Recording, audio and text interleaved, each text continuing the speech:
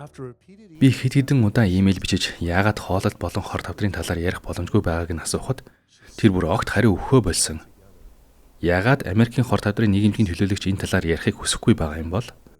Харин Аз болоход Америкийн уламжлалт хоолны дэглэм ба өвчлөлийн хооронд хамаарлыг илэн далангүй ярихыг хүсдэг эмч нарын хөдөлгөөний хинтэй холбогдож чадсан юм. Энэ зөвхөн хор тавдраар зогсохгүй бусад олон өвчнийг хамардаг юм байна. Би өөрийн хуучин супер цэгэр прогонороо дахин замд гарлаа.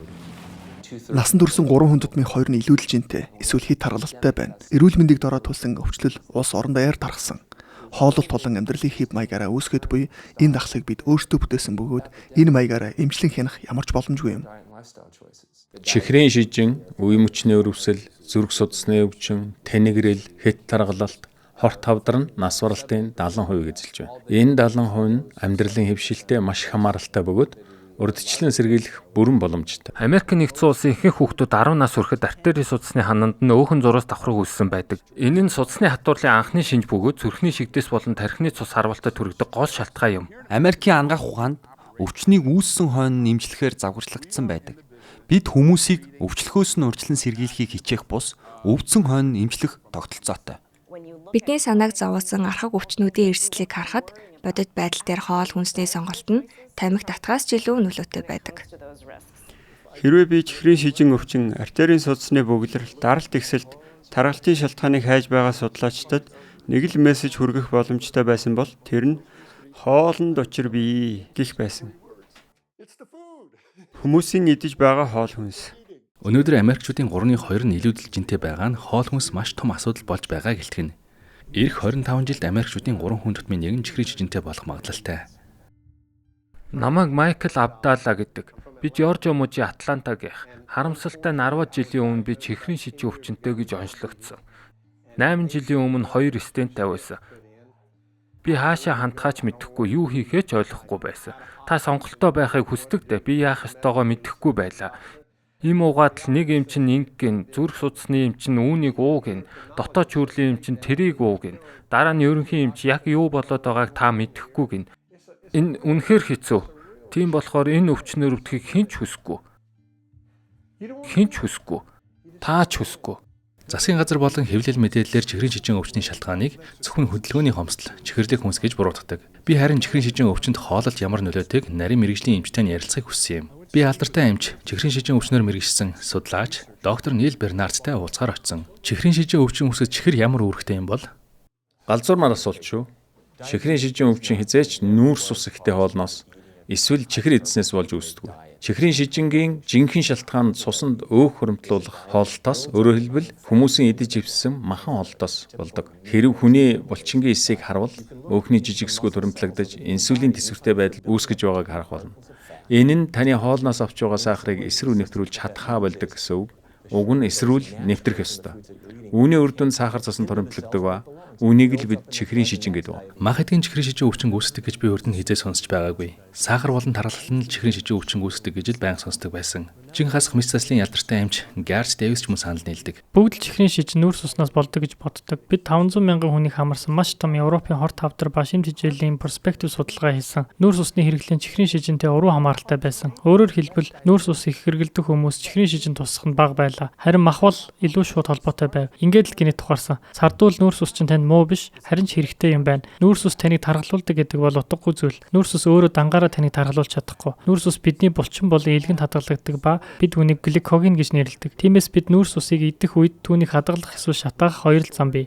Харин таны идсэн өөх таны биеийн өөхөнд л очино. Хэрэв та илчлэгээ үнэхээр хэвтрүүлээгүй бол таны бие эдгээр нүүрс усыг өөх болгож чадахгүй. Тархалалт гэдэг бол үхлийн ял юм. Хор тавдар тусах маш өндөр эсэлт орж байна гэсэн үг. Чихрийн шижин өвчнөр бараг гарцаагүй өвдөх болно. Хинч таныг тарган гэж хичээхгээгүй. Бид бүгд л бие байгаагаар нь хүлээж авахыг хүсдэг. Гэтэл энэ байдал нь бидэнд биеэсээ илүү өвчин эмгэгээ хүлээн зөвшөөрөх байдалд хүргэж байна. Харин энэ бол маш том асуудал. Бид эмнэлэгт очиод эргэн тойрноо харахад диализд орж байгаа хүмүүс бусад өвчтөй хүмүүсээр дүүрэн байдаг. Энэ бүх өвчтний шалтгаан нь тэдний идэж буй хоол хүнс юм.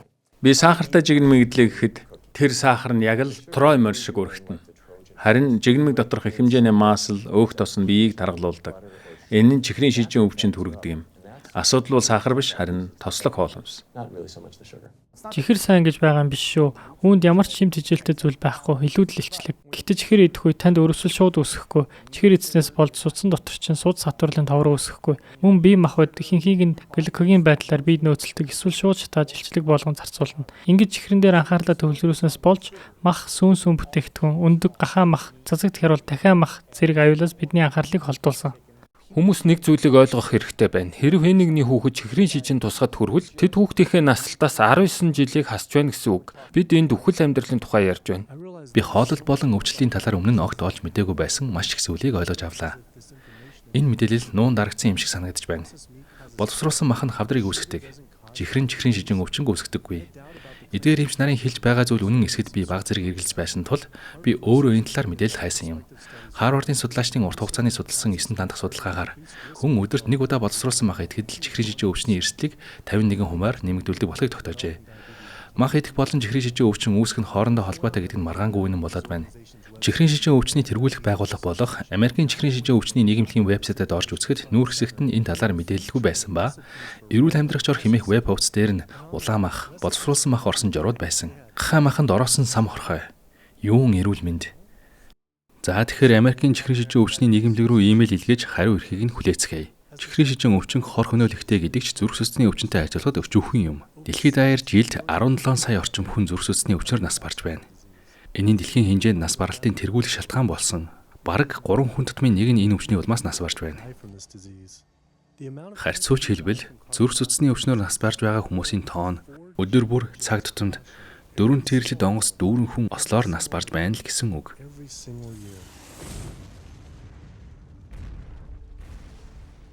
Намайг Эмеризник гэдэг. Би Бостоноос жоохон хоошоо байрлах Массачусетсийн Свампскотийн хүн л дээ. Би саяхан бактерийн өвчний улмаас амьсгалахад маш бэрх болж эмчтэй очиж үзүүлэхэд эмч маань хэд хэдэн цусны шинжилгээ авсны нэг нь C-reactive уургийн шинжилгээ байсан. Энэ нь 1-3 гэсэн үнэлгээтэй байдаг. Нэг бол зүрхний хурц шигдээсийн эрсдэл бага. 3 бол зүрхний хурц шигдээсийн эрсдэл өндөр. Харин минийх 10/82 байсан. Энэ нь юу гэсэн үг вэ? Энэ нь зүрхний шигдээс болоход их ойрхон байна гэсэн үг. Эмч хэлэхдээ 30 хоногийн дотор ч тохиолдож магадгүй гэж хэлсэн. 30 хоногоо? 30 хоног. Хэрвээ би одоогийн шиг амьдраад байвал тийм л байх байсан. Би энэ нэмийг хэм алдагдалд, үүнийг оксикодоныг өвдөлтөнд, лоразепамыг стрессийн эсрэг, циклобензапиринийг булчин суллах зорилгоор уудаг. Топамакс, Прозак бац уудаг. Би бас амьсгалахад хэцүү байгаад бол амьсгалын аппарат хэрэгэлдэг ба сүүлийн 1 жилд астма маань маш хүндэрсэн. Би хүчил төрөгч авахын тулд мөн амьсгалахын тулд өдөржингөө залгах хэрэгтэй байсан. Би унтаас хэрэгтэй ядарчихсан байдаг. Өдөржингөө ядардаг. Би дуг хийж, маш их ядарч, амьсгалж чадахгүй байна. Эрүүл мэндийн төлөө өөрчлөлт хийх хэрэгтэй гэдгээ би мэдэж байна. Хэрвээ тийхгүй бол би гэр бүлтэйгээ энд удаан үлдэж чадахгүй болчих гээд байна. Зүрхний өвчний тухайд бол архины нөлөө харьцангуй бага гэж хэлмээр байна. Сахарын нөлөө ч мөн бага. Тамхины нөлөө их, гэхдээ сайн мэдээ нь ихэнх хүмүүс тамхинаас гарсан эсвэл огт тамхи татдаггүй. Харин амьтны гаралтай хүнсэн зүрхний өвчнөд асар ихээр нөлөөлдөг бөгөөд нөлөөллийн хүрээнд өргөн.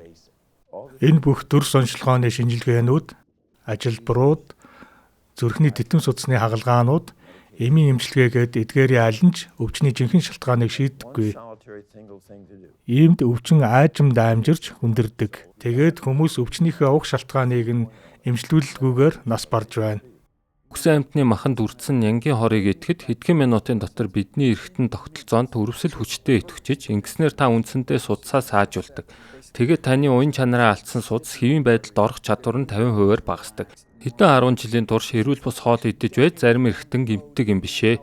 Аманд орсноос хойш хэдхэн минутын дараах судасны гэмтлийн талаар бид ярьж байна. Альцгеймерээр өвчлөөгүй байхад нь Альцгеймерийн өвчтэй хэмээн онцлогдох тохиолдол олонтоо гардаг.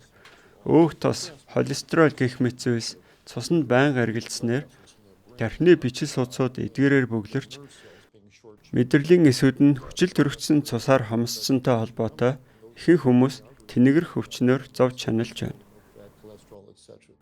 Хавдар болон зүрх судасны өвчнөд амьтны гаралтай уург нь асар их үүрэг гүйцэтгэдэг нь маш тодорхой болсон. Дахианы мах арай дээр үү?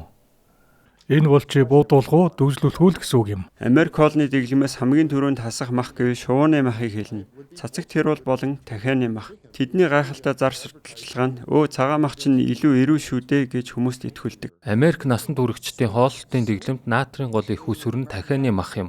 Бүгд эко дахианы мах гэсэн шошготой боловч давстай усыг дотор нь шахсан байдаг. Үүнд нь 800 мг хүртэлх натрий агуулгаддаг. Гетероцикл аминууд нь баталгаатай хорт авдар үүсгэж өгөөд шарах, чанаж болгох гээд бүх төрлийн махны боловсруулалтын явцад үүсдэг. Гэхдээ хамгийн том их усүр нь дахианы мах юм. Бид судлаачдыг түргэн хоолны газар болон ресторанууд руу явуулахад бүгдээс нь хорт авдар үүсгэгч бодисууд олдсон төдийгүй бидний авсан дахианы дээж болгонд энэ хорт нэгдэл илэрсэн. Хэрв хэн нэг нь гэрвлийнхнийгээ дагуулж ирээд сакс дүүрэн дахианы мах худалдан авбал үүнд нь хорт авдар үүсгэж бодис агуулгадж байгааг хинч тэдэнд хэлдэггүй. Хэрв хорт авдар үүсгэж бодисыг хүмүүс зарж ил байгаа бол тэдэнд анхааруулах ёстой. Гэтэл Америкийн хорт авдрын нэг эмнэлэг нь улаан болон боловсруулсан махны оронд дахианы мах идгийг хүмүүс төрөлдөг. Гэвч Харвардын их сургуулийн судалгаагаар төрөв булчирхайн хорт авдартай их хэмжээний дахиа иддэг иршүүдэд хавдрын явцад амжирга эрсдэл нь 4 дахин нэмэгдэг гэдгийг тогтоосон байхад Америкийн хорт авдрын нэг эмнэлэг яагаад нэг хорт авдар үүсгэгчийг нөгөөгөр солихыг хүмүүс зөвлөж байна вэ? Дахиаг хамгийн ихээр иддэг болохоор Америкт хоол хүнсэндэх холестерины номер 1 их үүсвэр нь дахианы мах юм. Дахиан шарсан дахиа, органик дахиа гэдэг олон янз. Гэсэн ч 1 грамм дагуулгад холестерины хэмжээ нь бараг л үхрийн махныхтай адил. Холестерины агуулмжаараа өндөг дараа нь орж байна. Би өмнө нь өндөгний талаар их бодож байгаагүй. Би үүнийг эрүүл хооллолтын стандартын нэг хэсэг гэж боддог байлаа. Дараа нь би өдөрт ганцхан өндөг идэхэд өдөрт 5 тамхи татсантай адил дундаж насалтанд муугаар нөлөөлдөг гэдэг судалгааг олсон юм. Өндөгний шар нь хансан уугтаас холестериныг хамгийн их агуулдаг. Энэ нь гадны ямар ч энергигүйгээр дахианы үр хөвөрлийг 21 хоног өсч боочиход зориулагдсан. Өндөг бол цэвэр уугтаас холестерин юм. Тэдгээр нь цусны эргэлтэд ороод бидний цусны улаан эсийг бүрхснээр цус илүү өтгөн наалдамхай болдог. Улмаар бидний дааврын түвшинг өөрчилдөг. Мөн бидний холестерины түвшинг нэмэгдүүлнэ. Өндөгний шарыг идэхэд эрүүл мэндэд ямар ч ашигтай зүйл байхгүй. Гэхдээ би холестерол хансан өөхтөөс одоо асуудал биш болсон гэж ойлгосон. Хансан өөх тосны талаарх судалгаанууд нь хансан өөх тосыг зөвтгөхийг хичээдэг. Энэ нь сүүн бүтээгдэхүүн үйлдвэрлэгчдийн компанид ажил юм. Хансан өөх тосны хамгийн том их усүр нь мах биш сүүн бүтээгдэхүүн. 2008 онд дэлхийн сүүн бүтээгдэхүүн үйлдвэрлэгчдийн уулзалтаар эрүүл мэндийн болон зохицуулагч байгууллагын сүүний өөх тосны талаарх сөрөг ойлголтыг зөөлрүүлэх нь тэдний зорилго байсныг хөтөлбөртөө ил тод тусгасан. Тэгэхээр тэд судалгаануудыг санхүүжүүлдэг байх нь. Үндэсний сүүн бүтээгдэхүүний газраас хансан өөх тосны талаарх шуугиан дэгдсэн судалгааг санхүүжүүлсэн. Өндөгний салбараар санхүүжүүлэгдсэн судалгаанууд нь өнөгн зүрхний үйл ажиллагаанд сөргөөр нөлөөлдөггүй гэх замаар хэрэглэгчдийг төөргөдүүлдэг. Энэ зөвхөн Макдоналдсын Макмаффин хямыг идэхтэй харьцуулах юм гэж үү? Тиймээс тэдний үндэ хэлээд байгаа зүйл бол өндөг идэх нь Макмаффин идэхтэй адил муу юм. Та үхрийн мах стейк эсвэл боловсруулсан мах зайд идэх үедээ зөвхөн хансан өөхтөөс авч байгаа биш. Хоол хүнсэнд байгаа бусад нэмэлт хорт бодисуудыг бас авдаг. Үүнд гэмоглобинсэн төмөр, хорт хавдар үүсгэдэг нэгдлүүд, химийн бодисууд байдаг. Хансан өөх тосноос илүүтэй эдгээр бодисууд нь илүү асуудалтай юм. Тэдний стратеги нь бүтээгдэхүүнээ илүү аюулгүй болгож үйлдвэрлэхэд чиглээгүй, зүгээр л олон нийтэд эргэлзээ төрүүлж төөрөлдүүлэхийг оролдох явдал юм. Тамхины салбарын нэг алдартай тэмдэглэл байсан. Эргэлзээ бол бидний бүтээгдэхүүн гэдэг. Энэ бол тэдний хийх ёстой зүйл юм. Тэд Америкчуудад тамхи эрүүл мэндэд сайн гэж ятгах шаардлагагүй байсан. Зөвхөн эргэлзээ төрүүлчихэл юм бол тэд хожих болно. Хэрвээ багахан чулуун маргаан байвал хүмүүс гараас аваад л бие үдэхээ мэдэхгүй байна гэдэг. Идэж байгаа зүйл нь зүрхний өвчнөд хүргэдэг гэдгийг хүмүүс үнэхээр мэддэггүй. Энэ удамшлийнх юм байна лээ. Манай эцгийг ч юм байсан гэцгээдэг. Мөн идэж буй зүйл нь чихрийн шижийн өвчнөд хүргэдэг гэж боддоггүй. Тэд аав ээж маань ийм өвчтэй байсан би угаасаа л өвдөх байсан гэж боддог.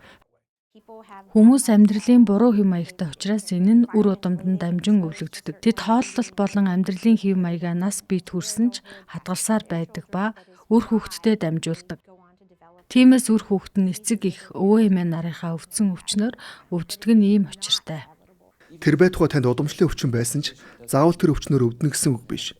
Та хянах боломжтой тэрхүү эпигенетик хувьсгчдыг илэрх илэрхгүй эсэхийг тодорхойлдог хүчин зүйлс нь хүрээлэн буй орчны, хоол шинжээлийн, амьдралын хэв маягийн хүчин зүйлс юм. Бид үнэндээ бол гений мэдээллийг өөрчилж чадна. Бие махбодтой юу оруулж юу идэж байгаагаас шалтгаалan хавдар дарангуйлагч ген эсвэл хавдар идэвхжүүлэгч генийг идэвхжүүлнэ. Та генетикийн муу кодтой байсан ч хооллолтоор үүнийг өөрчлөх боломжтой. Би өргөжил зүрх судасны өвчнөр залуутай өвдөнө гэж боддог байлаа. Учир нь аав, өвөө хоёр маань хоёулаа зүрхний шигдээс болсон. Энэ өвчнийг удамшдаг гэж заадаг. Гэтэл зүрхний шигдээс нь гентэй бага холбоотой, махны хэрэглээтэй илүү холбоотой байсан юм. Америкийн зүрх судасны нийгэмлэгийн нүүр хуцанд зүрхэнд сайн эрүүл хоолны жор хэсэгт бүхэл бүтэн нэг бүлэг үхрийн махтай хоол оруулсныг хараад би итгэж чадаагүй. Энэ нь Америкийн хорт тавдрын нийгэмлэг веб хуудсан дээр нэгдүгээр бүлгийн хорт тавдар үүсгэгчийг эдгийг дэмжиж байгаатай ямар ч ялгаагүй. Жоронд нь махан таташ, гахаан гол мах, стейк орсон байна гэж үү дээ. Үнэхээр итгэмээргүй. Энэ зэс нь яг л хүмүүсийг зүрхний шигдээстэй болгох гэж хичээж буй мэд. Үхрийн мах, улаан мах болон зүрх судасны өвчний хооронд маш хүчтэй хамаарал байхад танаа веб хуудсын зүрхэнд сайн хоолны жортой хэсэгт яагаад үхрийн мах болон үхрийн махаар хийсэн хоолны жорууд мөн өндөг орсон хоолны жоруудтай хэсэг байгааг хараад би бүр гайхаад байна л да. Үннийг хэлэхэд би сайн мэдэхгүй байна. Энэ бол миний хийдэг зүйл биш. Тухайн байгууллагын өөр нэгэн төлөөлөгч миний асуултад хариулж чадаагүй ч хэн нэгэн хүн удахгүй эргэн холбоо барьна гэж хэлв. Харин надад Америкийн зүрх судасны коллежийн ерөнхийлөгч доктор Ким Вильямстай ярилцах боломж олдсон билээ. Америкийн зүрх судасны коллежийн 47 мянган гишүүнтэй өргөжин тэлж байгаа байгууллага бөгөөд зүрхний өвчнийг бууруулж өвчтний амьдралын чанарыг сайжруулах зорилготой. Артерийн даралт ихсэлт, чихрийн шижний өвчлөл, эрчтэйчүүдийн нас баралтын тохиолдлуудаас харахад амьтны гаралтай бүтээгдэхүүнийг хэдий ч нэн хязгаарлан төдий ч нэн эдгээр тохиолдлууд буурдаг. Загсны тухайд тэгэхээр загас арай өөрч гисэн бас л асуудалтай. Дөрвөн гол аюул бий. Эдгээр нь полифлорнатжуулсан бифенил, мөнгөн ус, хансан өөх тос, холестерин юм. Холестерин нь хаасаагүй байдаг. Хул загас болон диапазагас нь гахай махнаас илүү холестерин агуулмжтай. Зөвхөн загсыг төвлөрч харуул тэдгээр нь үндсэндээ мөнгөн ус шингээгч болдог. 7 хоногт үнээс их загас буй үед мөнгөн ус маш ихтэй тул таны аминд хүрнэ гэж ихэнх газрууд хүмүүст сануулдаг. Жижиг загсыг том загс идэж тэднийг харин бүр том загс иддэг тул пестицид, гербицид зэрэг хорт бодисууд загсны махан шингэсэн байдаг. Яргаа загс зэрэг том загсны махыг хүмүүс хамгийн эрүүл гэж боддог. Эдгээр загсны махан дах пестицид, гербицидийн агуулмж нь таныг цочроогоо зогсохгүй. Энэ нь эстроген болон хавдрыг улам өдөг шинж чанартай. Зарим нь сардин загс арай бага хортой биздэ гэж асуудаг. Бусдаасаа бага хорт бодистэй гэж тэд хэлэх болно. Хор багтай зүйл нь эрүүл гэсэн үг биш. Арай л хоруу чанар багтай. Загсны фермийн загс илүү эрүүл гэсэн үг биш. Эдгээр амьтдыг дахиад цацагт хэруултай адилхан битүү орчинд хорж антибиотик хэрэглэдэг. Ийм загснууд халдвар авна. Загснуудыг мөөгөнцрийн халдвар болон бактерийн халдвар авахаар нь мөөгөнцрийн эсрэг бодис болон антибиотик хэрэглэснээр загсны маханд эдгээр бодис нь хоримтлагддаг. Орчны бохирдол бидний эрүүл мэндэд муу гэж би мэддэг байсан. Харин орчныг бохирдуулагч нь хоол хүнсний нөлөөлөх талаар бодож байсангүй. Диоксин хүний гараар бүтээгдсэн хамгийн хортой химийн бодис бөгөөд төрөл бүрийн өвчний их үүсвэр юм. Энэ нь эндометриоз, хорт тавдар, дотоод шүрлийн алдагдлыг үүсгэдэг. Диоксин нэдэж тижээлийн хэлхээнд тун сайн дамжин нэвчдэг бөгөөд 93% нь мах сүү сүүн бүтээгдэхүүнээс хүний биед нэвтэрдэг. Хүн шатаах цууганы дэргэд 14 жил амьдарч амьсгалаараа авах диоксин нь үхэр нэгэн өдрийн дотор үс тижээлээрээ авах диоксины хэмжээтэй адил бөгөөд энэ нь мах сүүний өөх тосонд хоримтлагдаж улмаар мах сүү сүүн бүтээгдэхүүн хэрэглэсэн хинч бай диоксиныг тийм тунгаар хүртэх болно. Ингээд л энэ нь алхамаар идэж тижээлийн хэлхээнд дээш өсдөг. Эрэгтэйчүүд бие махбодоосоо диоксиныг зайлуулах ямар ч боломжгүй. Харин эмэгтэйчүүд хоёр аргаар гадагшлуулах боломжтой. Энэ нь хоёулаа жирэмслэлтэй холбоотой. Нэг нь диоксин нэгсээр дамжин өсөн боожж буй урагт нэвтрэн орно. Нөгөө нь эхийн сүтэй хамт гадагшилдаг. Мах суу хэргэлдэг ээжүүдийн нэраа хүүхэд нь эхийнхээ сүгээр дамжуулан мөнгөн ус ба диоксины хэмжээний хортой нөлөөлөл төртдөг. Жирэмсэн эмэгтэйчүүдэд зарим нэг төрлийн загсыг идэхгүй байх хэрэгтэй гэж анхааруулдагч бусад амьтны гаралтай бүтээгдэхүүний тухайд яах ёстой вэ? Ураг боожж байна гэж төсөөлөд үзтээ. Эдгээр маш их хортой бодисууд нь нөхөн үржихийн гажиг, ураг өсөн байж үед нь өсөлт хөгжилтийн эзэгтэй үе шатанд нь хөгжлийн бэрхшээл, гормоны асуудлыг үүсгэдэг. Та жирэмсэн эмчин жоохон сүү уух хэрэгтэй биш үү? Загас идэх хэрэгтэй биш үү гэж зарим хүмүүс хэлдэг. Тэгвэл тэр сүү загсан дуу хим бодисууд хинд очно гэж бодож байна. Хүрээлэн буу орчны эдгээр бүх бохирдол болон хорт бодисууд нь эд эсэнд нь хоримтлагдаг бөгөөд харамсалтай нь жирэмсэн эхийн идэж буй хоол хүнсээр нь урагт дамждаг. Үүнд антибиотикууд, гормонууд, стероидууд ордог. Худалдах зориултаар тэжээдэг амьтдыг голдуу генийн өөрчлөлттэй пестицид ихээр агуулсан эрдэнэ шиш, шар бурцгаар тэжээдэг. 70 оноос полихлоржуулсан бифенилийг хоригдсон ч байгаль орчинд байсаар байна. Диоксинууд ч муу адил. Эдгээр бодисууд нь ургийн дааврын нөхөн үржихүй болон өсөлт байжлтыг нь гэмтээдэг. Органик үхрийн мах, шувуу, гахаа, загасны мах идэх нь мөнгөн ус, диоксин, стронци, эрг гэх мэт бохирдуулагчаас зайлсхийхэд тус болохгүй. Учир нь эдгээр бодисууд нь газар тариалангийн талбай, нуур, гол руу орсон байдаг. Тэр ч байтугай органик талбайг ч алгасдаггүй. Тэгэхээр амьтыг ямар ч нөхцөл төсгсөн бохирдуулагч бодисууд байсаар байна. Гений өөрчлөлтөд бүтээгдэхүүний эрүүл мэндэд үзүүлэх нөлөөлөлд би үргэлж санаа зовндог байсан. Гэтэл дараа нь дэлхийн гений өөрчлөлтийн үр тарианы ихэнхийг мал амьтыг дижээхэд зарцуулдаг болохыг олж мэдэв. Энэ баримт болон био хоримтлын талаар сурч мэдсэн бүхнээсээ дүгнүүл сүүсүүн бүтээгдэхүүн үнэхээр аимшигтай. Ялангуяа амьдралаа хэр их бяцлаг эзнээ бодохоор Бяцлаг бол гайхамшигтай хүнс гэж та боддог байх. Тэр байтугай та бяцлагтай хоол хүнсээр хүмүүсийг тогтмолд айлдагч байж магадгүй юм. Гэхдээ та бодоод үзээрэй. Амьтны гаралтай бүтээгдэхүүнд биологийн концентрацийн бүхий л асуудлууд бий. Боловсруулалт ихтэй хоол хүнсний бүтээгдэхүүн нь маш их хансан өгөх тостойгоос гадна их хэмжээний давстай. Оптимум өвчин болон сүүн бүтээгдэхүүний хооронд хүчтэй холбоос байдаг ба хит их салс ялгарснаас хүүхдүүд тэр байтугай насанд хүрэгчдийн бактери өвчнөд сэтэрдэг. Мөн тархмал хатуурал өвчин, чихрийн шижингийн 1-р хэлбэр, ревматологийн эрүүл мэндийн асуудлууд нь бүгд сүүн бүтээгдэхүүнтэй шууд хамааралтай. Үнэний сүв бол нялх тугал өсч бойцоход зориулагдсан хоол хүнс. Энэ нь тийм учиртай. Анааш эсвэл хулганы сүв бид удаггүй шүү дээ. Тэгвэл хүүхдүүд болон хүмүүс үнэний сүв уух ямар ч хэрэг байхгүй. Дэлхийн ихэнх хүмүүс лактоз төсвөргүй байдаг. Үүнийг би ердийн зүйл гэж ойлгож байна. Хүүхдийг ихэнхээ хөхний сүүнээс гарсны дараагаар яагаад бие махбод энэ энзимийг үүсгэх хэрэгтэй гэж. Энэ нь ямар ч утгагүй юм. Африк гаралтай Америкчуудын 73%, Аз хүмүүсийн 95%, уугуул Америкчуудын 70% Испани гаралтай Америкчуудын 53% нь лактоз үл твчих шинжтэй байдаг. Манай засгийн газар өнгөт арьстай Америкчуудыг өвчлүүлэх хүнсийг мэдсээр байж идхийг уриалж байна. Эцсийн эцэст засгийн газар намайг Африк гаралтай Америк хүн болохоор эрүүл мэндэд минь ач тусгүй. Биеийг минь өвчлүүлэх хоол хүнсэн сүүний фермнүүдэд л ашигтай болохоор надад худалдаалдаг. Яг л тариаланчид арьс өнгөөр ялгарлан гадуурх үзлийг тарааж буй мэт байна. Тиймээ сүв бол хүн хэрэглэхэд эрсдэлтэй хоол юм. Хүүхдийн эмч хүний хувьд би сүүн бүтээгдэхүүний хэрэглээтэй холбоотой үүсдэг экзем, батга, өтгөн хатах, хүчил ихсэх, рефлюкс, төмрийн дутагдaltaй цус багталт гээд өвчнүүдээр шаналж байгаа хүүхдүүдийг өдөр бүр үздэг. Үхрийн сүүний уург нь хамгийн харсалтай хоол юм. Хүмүүс үгүй би гормоноос ангид өсөлтийн давраар тариулаагүй үнэний сүв уумаар байна гэдэг. Харин сүв бол эстроген, прогестерон гэх мэт байгалийн стероид болон бэлгийн гормонуудыг агуулсан дааврын шингийн юм. Үнэн дээр ердийн сүв байна уу, органик сүв байна уу ердөө ч хамаагүй. Гормонгүй сүв гэж байх боломжгүй юм.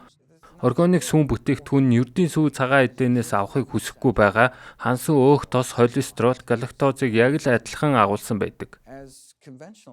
Сүүн бүтээгдэхүүн болон үүнийг агуулсан хүнсний бүтээгдэхүүнүүд нь наад зах нь эдебээр бактери агуулдаг. Худалдаанд гарах сүүнд хэдийн хэмжээний эдебээр байж болохыг хязгаарласан хууль бий. 1 см кубд 750 мянган эдээ тисүүд байхыг зөвшөөрдөг. Учир нь хэд их эдебээртэй байхыг хэн хүсэх билээ. Тэр чигтээ эдебээр болцохоор хүмүүс дургуулхан шүү дээ. Үнэн дээр бяцлаг бол эдебээртэй ээдүүлсэн сүүл гэсэн үг. Гэтэл бат бөх ястаа байхад сүүх хэрэгтэй гэж надад үргэлж хэлдэг байсан. Намайг Джейн Чапман гэдэг. Би саяхан түнх болон нурууны рентген зураг авахулсан. Хоёр талын түнхний хүнд хэлбэрийн ясны үений өрөвсөлгээд хоёр талынхаа түнхний үеийг солиулахаар хагалгаа товлогдсон.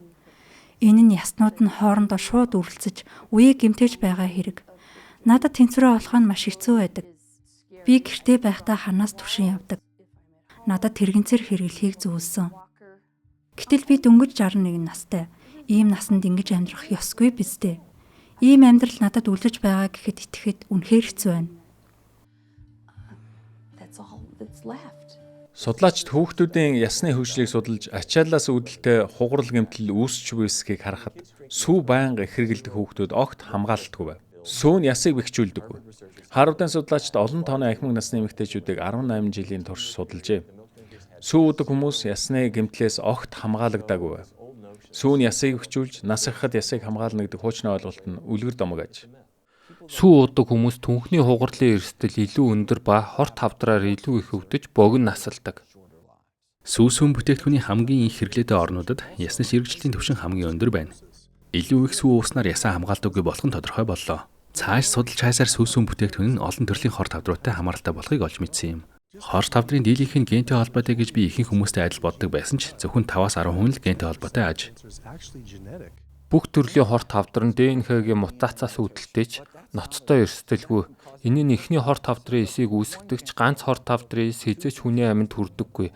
Хорт тавдрын 2 эс ч хүний амьд халгүй. Харин тэр бум эс бол асуудал үүсгэх учраас биеийнхээ инсулин төс төсөлтийн фактор 1-ийг бууруулах хэрэгтэй болдог.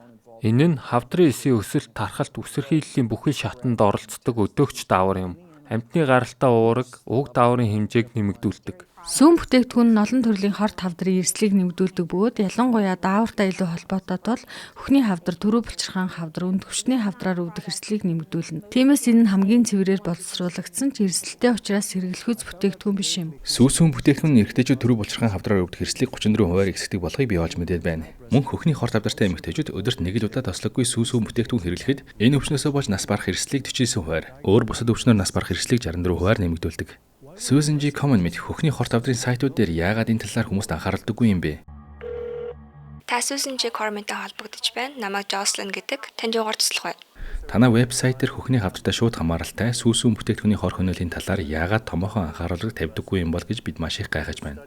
Үндэсний хавдрын хүрээлэнгийн сэтгүүлд сүүсүүн бүтээгдэхүүн хэрэглэдэг хөхний хавдартай эмэгтэйчүүд нь хөхний хорт хавдраас болж нас барах эрсдэл нь 49% нэмэгдэг гэсэн судалгааг нийлсэн байна.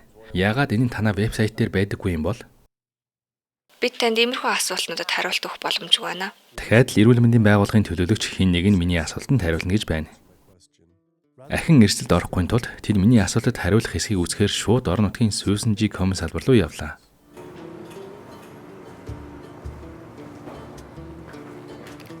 Тэд бас миний асуултад биечлэн хариулахыг хүссэнгүй. Бас зураг авалтаа болъё гэж шаардсан. Гэхдээ төв офстойгоо намайг шууд холбож өгөхөө амласан. Susan G. Komen байгууллагын ягаан тууз компанид ажиллана хүмүүст хөхний хорт хавдрын мэдлэг олох тал дээр маш их ажил хийсэн ч малын сүгээр бүрсэн тарны савн дээр ягаан тууз байгааг харахад ойлгомжгүй байлаа. Эрүүл хооллолт болон амьдралын хэв маягаар дамжуулж хөхний хорт хавдраас сэргийлэх боломжтой ч бид тэгж чадахгүй байна. Бид хөхний хорт хавдрын талаарх мэдлэгийг түгээх болон эмчлэхэд зориулсан судалгаанд бүх мөнгөө зарцуулж байна. Жишээ нь би охиноо ээжигээ өөрийгөө хавдартай болохоос сэргийлэхэд илүү анхаарлаа хандуулахыг хүсдэг. Бусад олон хүмүүсийн нэгэн адил би бүхэл амьдралынхаа туршид бяцлаг дурлсан. Бүр донцсон байсан мэт санагддаг. Сүүсүүн бүтээгдэхүүн ялангуяа бяцлагын дагуулдаг гол уураг казеин ходоод гэдсний зам задрахтаа морфин төс нэгдлээс үүсэлтэй казоморфин гэдэг бодис бол задардаг. Тэр нь тархинд очиод героин бэхлэгдэг рецепторуудад очиж бэхлэгддэг. Намайг бити буруугаар ойлгоорой. Тэд тийм ч хүчтэй биш ч өөрийгт нь дахин татах хангалттай хүчтэй тул тааж нэмэгдсэн ч урд өмнө байгаагүйгээр эрүүл ус болж байсан ч бяцлагт өргөтүүлчихдэг. Казоморфин нь неран генет нас баралтын хам шинж үүсгэх боломжтойгоос гадна аутизм тусгад ч нөлөөтэй. Энэ нь яагаад нераа хүүхдүүдэд үнэний сүү уулгахыг хүсдэггүй шалтгаануудын нэг юм. Их хүний 1 литр хөхний сүүнд 2.7 г казеин агуулдаг бол 1 литр үнэний сүүнд 26 г казеин агуулдаг. Энэ нь бараг 10 дахин их юм. Дэндүү ихээр донтуулдагт гайх зүйл алга. Донтолтын тухай энэ яриа амьтдыг донтуулах бодисоор хоолдог гэж бодоход хүргэсэн. Хоол хүнсэнд агуулдагт донтуулах бодисын талаар бид хэрэг санаа зовних ёстой талаар мэдэж авахаар хүнс ба эмийн бүтээгдэхүүний хяналтын удирдах газар болох хүнсний аюулгүй байдлын төв байгууллага руу явлаа. Бидний мэддгээр амьтдад ангаар нь болоо өөр эмнүүдтэй хавсарч хэргэлдэг хамгийн багадаа л ихэд 450 төрлийн эм бий. Эдгээр эмийг амьтдад янз бүрийн шалтгаанаар хэргэлдэг. Үүний маш цөөхөн л хэрэглэгчдийн эрүүл мэндэд ач тустай. Өхөр, гахаа, дахиа үржүүлж байгаа хүмүүст их хэмжээний эм тариа зардаг байхын тулд эмийн компаниуд маш шаргуу ажилладаг. Эмийн үйлдвэрүүд Америк нэгдсэн улсад үйлдвэрлэсэн антибиотикийнхоо 80% нь мал аж ахуйн салбарт борлуулдаг. Антибиотикийн үлдэц болон энгийн эсрэг эмийн бэлтгэлүүд ч маханд байдаг. Мөн рактопамин болон гормонууд ч махнаас илэрхэн бий. Энд л гэхэд 4 өөр эмийн бодисын талаар ярьж байна. Зүсэн маханд ч бүгд байж болно. Эмийн компани нь амьтад хэрглэж байгаа эмнийхээ аюулгүй байдлыг харуулах ёстой байдаг. Эдгээр эм нь хүнд ямар нөлөөтэйг тэд үнэндээ судалдаггүй. Зөвхөн амьтад л ямар нөлөө үзүүлж болохыг судалж байгаа. Холбооны агентлагуудаас байгаль орчны болон эрүүл мэндийн талаарх зарим судалгааны мэдээлэл олж авах гэсэн боловч компани бизнесийн нууцтай холбоотой учраас харлуулсан хэмээх олон хуудас материал өгсөн юм. Хэрэглэгч нарт идэж хэрэглэж буй бүтээгдэхүүн дотор нь юу байгаа талаар ямар ч ойлголт байдаггүй. Тэгэхээр ямар нэгэн зүйл намайг яаж өвчлүүлж байгаа нь, байгаль орчинг хэр бохирдуулж байгаа нь компани нууц. Мал аж ахуйн салбар нь тамхины салбартай яг л адилхан. Эдгээр компаниуд нь бүтээгдэхүүнийг нь хэрэглэснээр ямар үр нөлөө эрсдэл гарах талаар олон нийтийг мэдээлэлгүй байлгах хувийн ашиг сонирхолтой. Ийм систем дотор амьтад бохир ялгац дундаа амьдарч тэрч байтугай өвдсөн, үгсэн амьтдтайгаа хамт нэг тоор хашаанд хоригдон амьдардаг. Эдгээр бохир орчинд үүсэж буй ням бактери нь улам бүр антибиотик төсвөртэй халдвар үүсгэгчдийг бий болгож олон нийтийг эрсдэлд оруулж байна. Хүмүүс сальмонелл болон бусад идэж байгаа зүйлээсээ болж нас барсаар Америкийн нэгдсэн улсад энэ шалтгаанаар жил бүр 3,000 орчим хүн нас бардаг.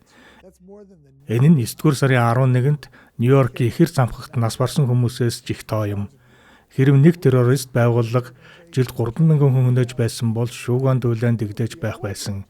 Антибиотик төсвөртэй бактериас үүсэлтэй нас баралтыг дээрээс нь нэмбэл жилд 20,000 хүн нас барж байна. Энэ нь жилд 7 удаа 9-р сарын 11 болж бий гэсэн үг юм. Төсөөлж байна уу? Америкийн нэгдсэн улсад жилд бүр ийм олон хүнийг террористууд хороож байсан бол бид тэднийг олох байсан. Дэлхийн эрүүл мэндийн байгууллагаас бид антибиотикийн дараах эрен рүү шилжиж байна гэж мэдээлсэн. Та жижиг мэс засал хийлгээд үхэлд хүрэх халдвар авах эрсдэлтэй байх болно. Шүдээ авахулахаар шүдийн эмчтэр очвол яг л иргэний дайны үеийнх мэтэл байна. Хөлөндөө халдвар авбал хөлөө тайруулдаг. Иймээс маш аюултай нөхцөл байдал тулгараад байна.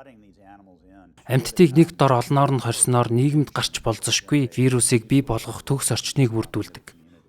Гахаан ялгцыг цацдаг талбайтай ойр амьдардаг хүмүүс мэдцэлийн тэсвэртэй алтлаг стафилококкын халдвар авах эрсдэл 3 дахин ихсдэг.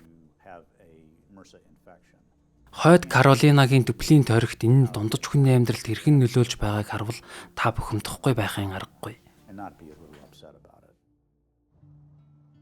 Хойд Каролинад бид байгаль орчин талаасаач олон нийт болон бусад бүх талаасаа онц байдалд байна. Манайд аль хэдийн гахаан том H1N1-ийн дэгдэлт гарсан. Гахаан томуугаар өвчсөн тохиолдол нь Хойд Каролинагийн нэг фермээр гарсан. Хойд Каролина бараг л хүмүүстэйгээ ижил тооны гахаатай. Насанд хүрсэн хүнтэй харьцуулахад нас бий гүйцэн гахаан гаргах хөтгөний хэмжээ нь 8-аас 10 дахин их байдаг. Хойд Каролинад 10 сая гахаа 100 сая хүнтэй тэнцэх хог хаягдлыг үйлдвэрлэдэг. Энэ нь Америкийн нэгдсэн улсын зүүн эргийн мужууд бохироо ямар ч хог хаягдал боловсруулалт хийлгүүгээр Хойд Каролинад цутгасантай адил юм. Гахааг хүчээр хорж буй байрныхын шалны завсраар ялгцсан ундаг.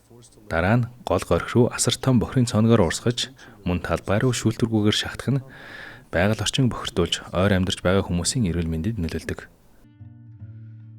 Хэрвээ та буцчоод гахаан байгууламж байрладаг газруудыг очиж харвал байрнууд нь харилцан адилгүй хэмжээтэй бага орлоготой хүмүүс амьдардаг хэсэгт байрладаг. Энэ бол мэдээж хүний эрхийн асуудал юм. Миний ихч бактери өвчнөтэй. Охины 3 настай ах ч бас бактери өвчнөтэй. Харин охин маань ямар өвчтэй байж болохыг бид мэдэхгүй. Би бактери өвчнөтэй, хамар дайврын өрөвсөлтэй, нянгийн гаралтай саркоидстэй. Мөн би синусийн занглааны сулдралын хам шинжтэй учраас зүрхний цохилтыг хяндаг аппараттай. Энд амьдардаг бараг бүх хүн бактери өвчнөтэй эсвэл бүр хавдартай. Хөрш маань өнгөрсөн жил билүүдээ хорт хамтраар нас барсан. Нэг гудамжинд амьдардаг зээ маань бас хорт хавдартай. Тэр тамхи татдаггүй, арх чиргэлдэггүй. Гэтэ хорт хавдар нь төгсгөлийн 4-р чатандаа орсон. Хавдар нь уушгинд нь биш харин уруул хамарт нь бий. Хэрвээ та энд амьдарч тэдний нөхцөл байдлыг харуул гахаа мах идэж чадахгүй. Гахаа утсан махыг хаанаас ирдгийг мэддэг болохоор бид угаасаа иддэггүй. Тэднийг үхэхээр нь хайрцагт хийдэг ба халдтаас болж хөөдөг тул задрал явагддаг. Ачааны машин ирж тэдгээр сэг зэмийг нь ачиж Роузвилл дэх боловсруулах үйлдвэрлэлөө авчин тижэл болгоод эргээд гахаануудаа тижээдэг. Фермийнхээ бохироо бордоо болгон цацах үед энэ хаалган дээр ирээ зогсвол миний нүүрлүү өсөрдөг. Шууд л нүүрлүү цацран. Урд өмнө хизээж үнэрлж байгаагүй ямар нэг муудаж ялзарсан цогцсны муухай үнэр. Энэ бол манай гэр бүлийн оршуулгын газар. Энд миний эмээ, ах эгч нар оршуулгдсан. Биднийг оршуулах ёслол үлдэж байхад ч тэд цацаж байсан. Оршуулгын үеэр үү? Тийм ээ, оршуулах ёслолын үеэр ч тэд цацдаг. Тэгэд хүмүүс ирэхдээ бүгд хамраа чимхэж ямар өмхий үнэртэй байгааг хэлдэг. Хүмүүс нэм гарагт гадаа хоол хэмээр байдаг ч тэд цацжил байдаг. Тэд санаатайгаар цацдаг гэж бодож байна уу? Тийм баха, яагаад гэвэл тэд нэм гарагт л цацдаг. Нэм гараг бүрт. Гахаа болон цэцэгт хэрүүлийн ихэнх аж ахуй нь хар арьстай хүмүүсийн эсвэл Испани гаралтай хүмүүсийн амьдардаг бүсэд байдаг. Энэ хоёр бүсийн аль нэгэнд л. Энэ бас иргэний эрхийн асуудал гэж бодож байна уу? Тийм, би тэгж бодож байна.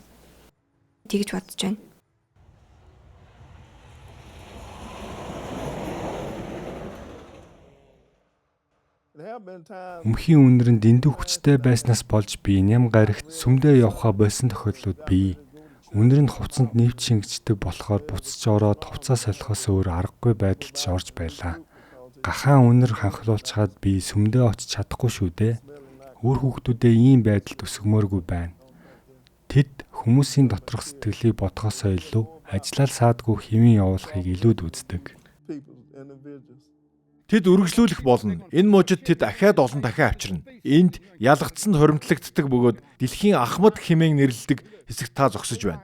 Миний төрлөх хойд Каролины мужид шүү дээ. Манай газраар бараг дайраа шахуу урсдаг бохрын урсгал нь ойролцоох голоор цутгадаг. Гахаан өтгөн шингэнээр бохирдсон энэ гол цаашлаад тариан талбайгаар урсаж байхыг би харсан. Гэтэл тэд бид дэлхийг тижээдэг гэцгэн. Үннийг хэлэхэд тэд дэлхийг тижээх сонирхолгүй мөнгө л олох сонирхолтой. Мөнгийг нь байхгүй болгочихвол тэд дэлхийг тижээх зорилгоо ямар хурдан орхийг харах болно. Хэрв тэд үнэхээр хүмүүсийг хоолтой байлгахыг хүссэн бол лаазалсан махаар биш, эрдэнэ шиш улаан буудагаар хооллох боломжтой. Бидний үйлдэл бусдыг хохироож байвал буруу гэсэн үг. Гэсэн ч олон сайн хүн идэж байгаа зүйл нь өөр бусдад зовлон учруулж байгааг мэдсээр байж гахаан шарсан мах идчихдэг. Маргааш өглөө би гахаан фермээс гарч байгаа бохирдлын улмаас их хэмжээний загас өгөж байгаа талаар олж мэдэв. Хэдэн 10,000 загас эрэг дээр хаягдсан байлаа. Эрүүл мэндийн талаарх энэ бүх яриа зөвхөн хуу хөний эрүүл мэнд дээр анхаарч байсан бол одоо эрүүл мэнд гэдэг нь хавьгүй том хүрээ хамардаг болохыг ойлгож эхэлсэн. Гэр бүл олон нийтийн эрүүл мэнд үүнд багтана.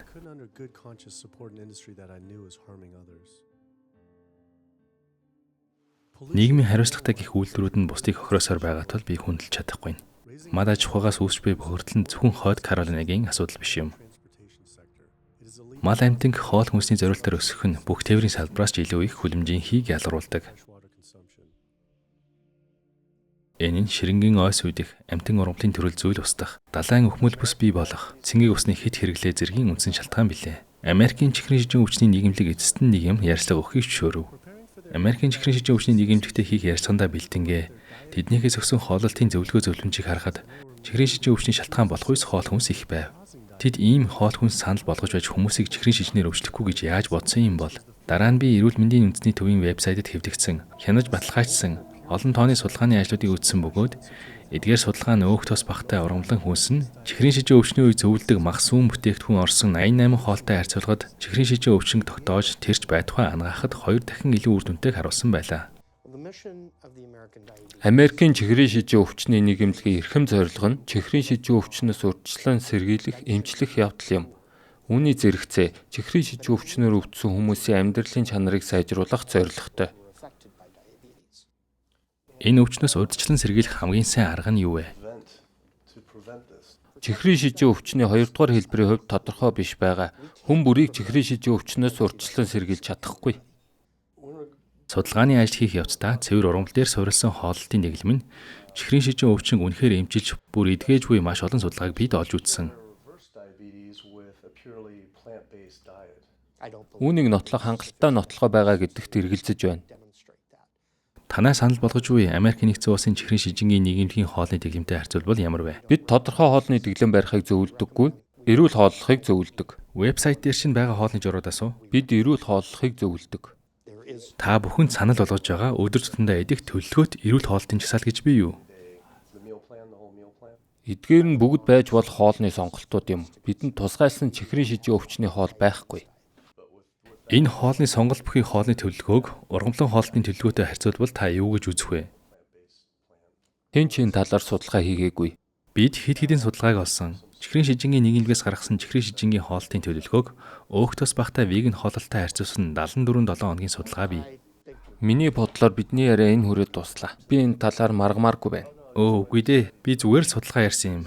Хэрэв энэ үнэн бол эсвэл ямар нэг хоолтын дэглэм үр дүнтэй гэдэг нь батлагдвал ямар ч хоолны дэглэм үр дүнтэй. Хүмүүс дагаж мөрдвөл ямар ч хоолны дэглэм үр дүнтэй байдаг. Гэвч тохирохгүй хоолны дэглэм баримталж болохгүй. Хэн нэгэн буруу хоолны дэглэм мөрдвөл Зөв тохирох хоолны дэглэмийг би хэлж мэдэхгүй. Харин зохицохгүй хоолтын дэглэмийг хэлж чадна. тэгвэл сайн хоолны дэглэмийг ярилцъя л да. Би яагаад гэдгийг сайн мэдэхгүй байна. Энэ сэдв рүү би орохгүй. Хоолны дэглэмийн үү? Тийм. Яагаад ярихгүй гэж? Хэрв та энэ тухай ярих гээд байвал уучлаарай. Би чиний ярилцах ёстой хүн биш. Гэхдээ яагаад? Хэрв ийм зүйл ярина гэвэл таны ярих ёстой хүн бол би биш. Тэгвэл бид хоолны дэглэмийн талаар хэнтэй ярилцах вэ? Та хүссэн үнтэйгээ ярьж болно. Сони юм да. Яагаад хоолны дэглэм санал болгож болохгүй гэж? Учир нь үүнийг дэмжих мэдээ баримт гараагүй байна. Миний ойлгож байгаагаар бол Европын эрүүл мэндийн байгууллагын баталж хүлээмжшүүлсэн тоо баримтыг үзвэл одоо хангалттай. Одоо болсон. Уучлаарай. Би энэ маргаанд оролцохгүй. Гэхдээ яагаад маргаан гэд байгаа юм бэ? Би энэ маргаанд оролцохгүй. Гэхдээ яагаад маргаан гэж? Би чихрийн шижингийн талаарх Европын судалгаа мөн бусад газруудад хийгдсэн судалгаан дээр яагаад тэнд маш олон судалгаа бий. Яагаад энэ маргаан гэж? Ном зохиолуудад маш олон судалгааны ажлууд байдаг. Ихэнх нь огт дахин давтан хийгдээгүй. Шулуухан хэлэхэд таны буруу. Тийм учраас л бид экспертийн үнэлгээ хийдэг юм заа юу. Европын чихрийн шижингийн судалгааны нийгэмлэгт экспертийн үнэлгээ хийгдсэн байдаг. Та ямар судалгааг хийж байгааг би мэдэхгүй юм. Тэгээд ч тэр судалгааг үзэх боломжгүй байгаа учраас би тайлбар хийхгүй. Би танд үзүүлж болно. Уучлаарай, надад тийм цаг алга. Гэхдээ яагаад энэ маргаан болоод байгааг л ойлгохгүй байна.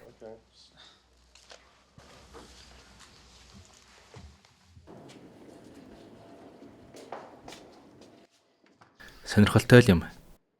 Чихрийн шижинтэй хүмүүс илүү удаан амьдарч байгаа талаар л тэр ярихыг хүсэж чихрийн шижин өвчнийг арилгах урьдчилан сэргийлэх тухай ярьж эхлэхэд гэнтэл хөөй одоо яриа чинь хэтэрлээ болоод явчихсан. Урьдчилан сэргийлэх эмчлэг гэхээр л хөөй ийм зүйл ярихгүй гин.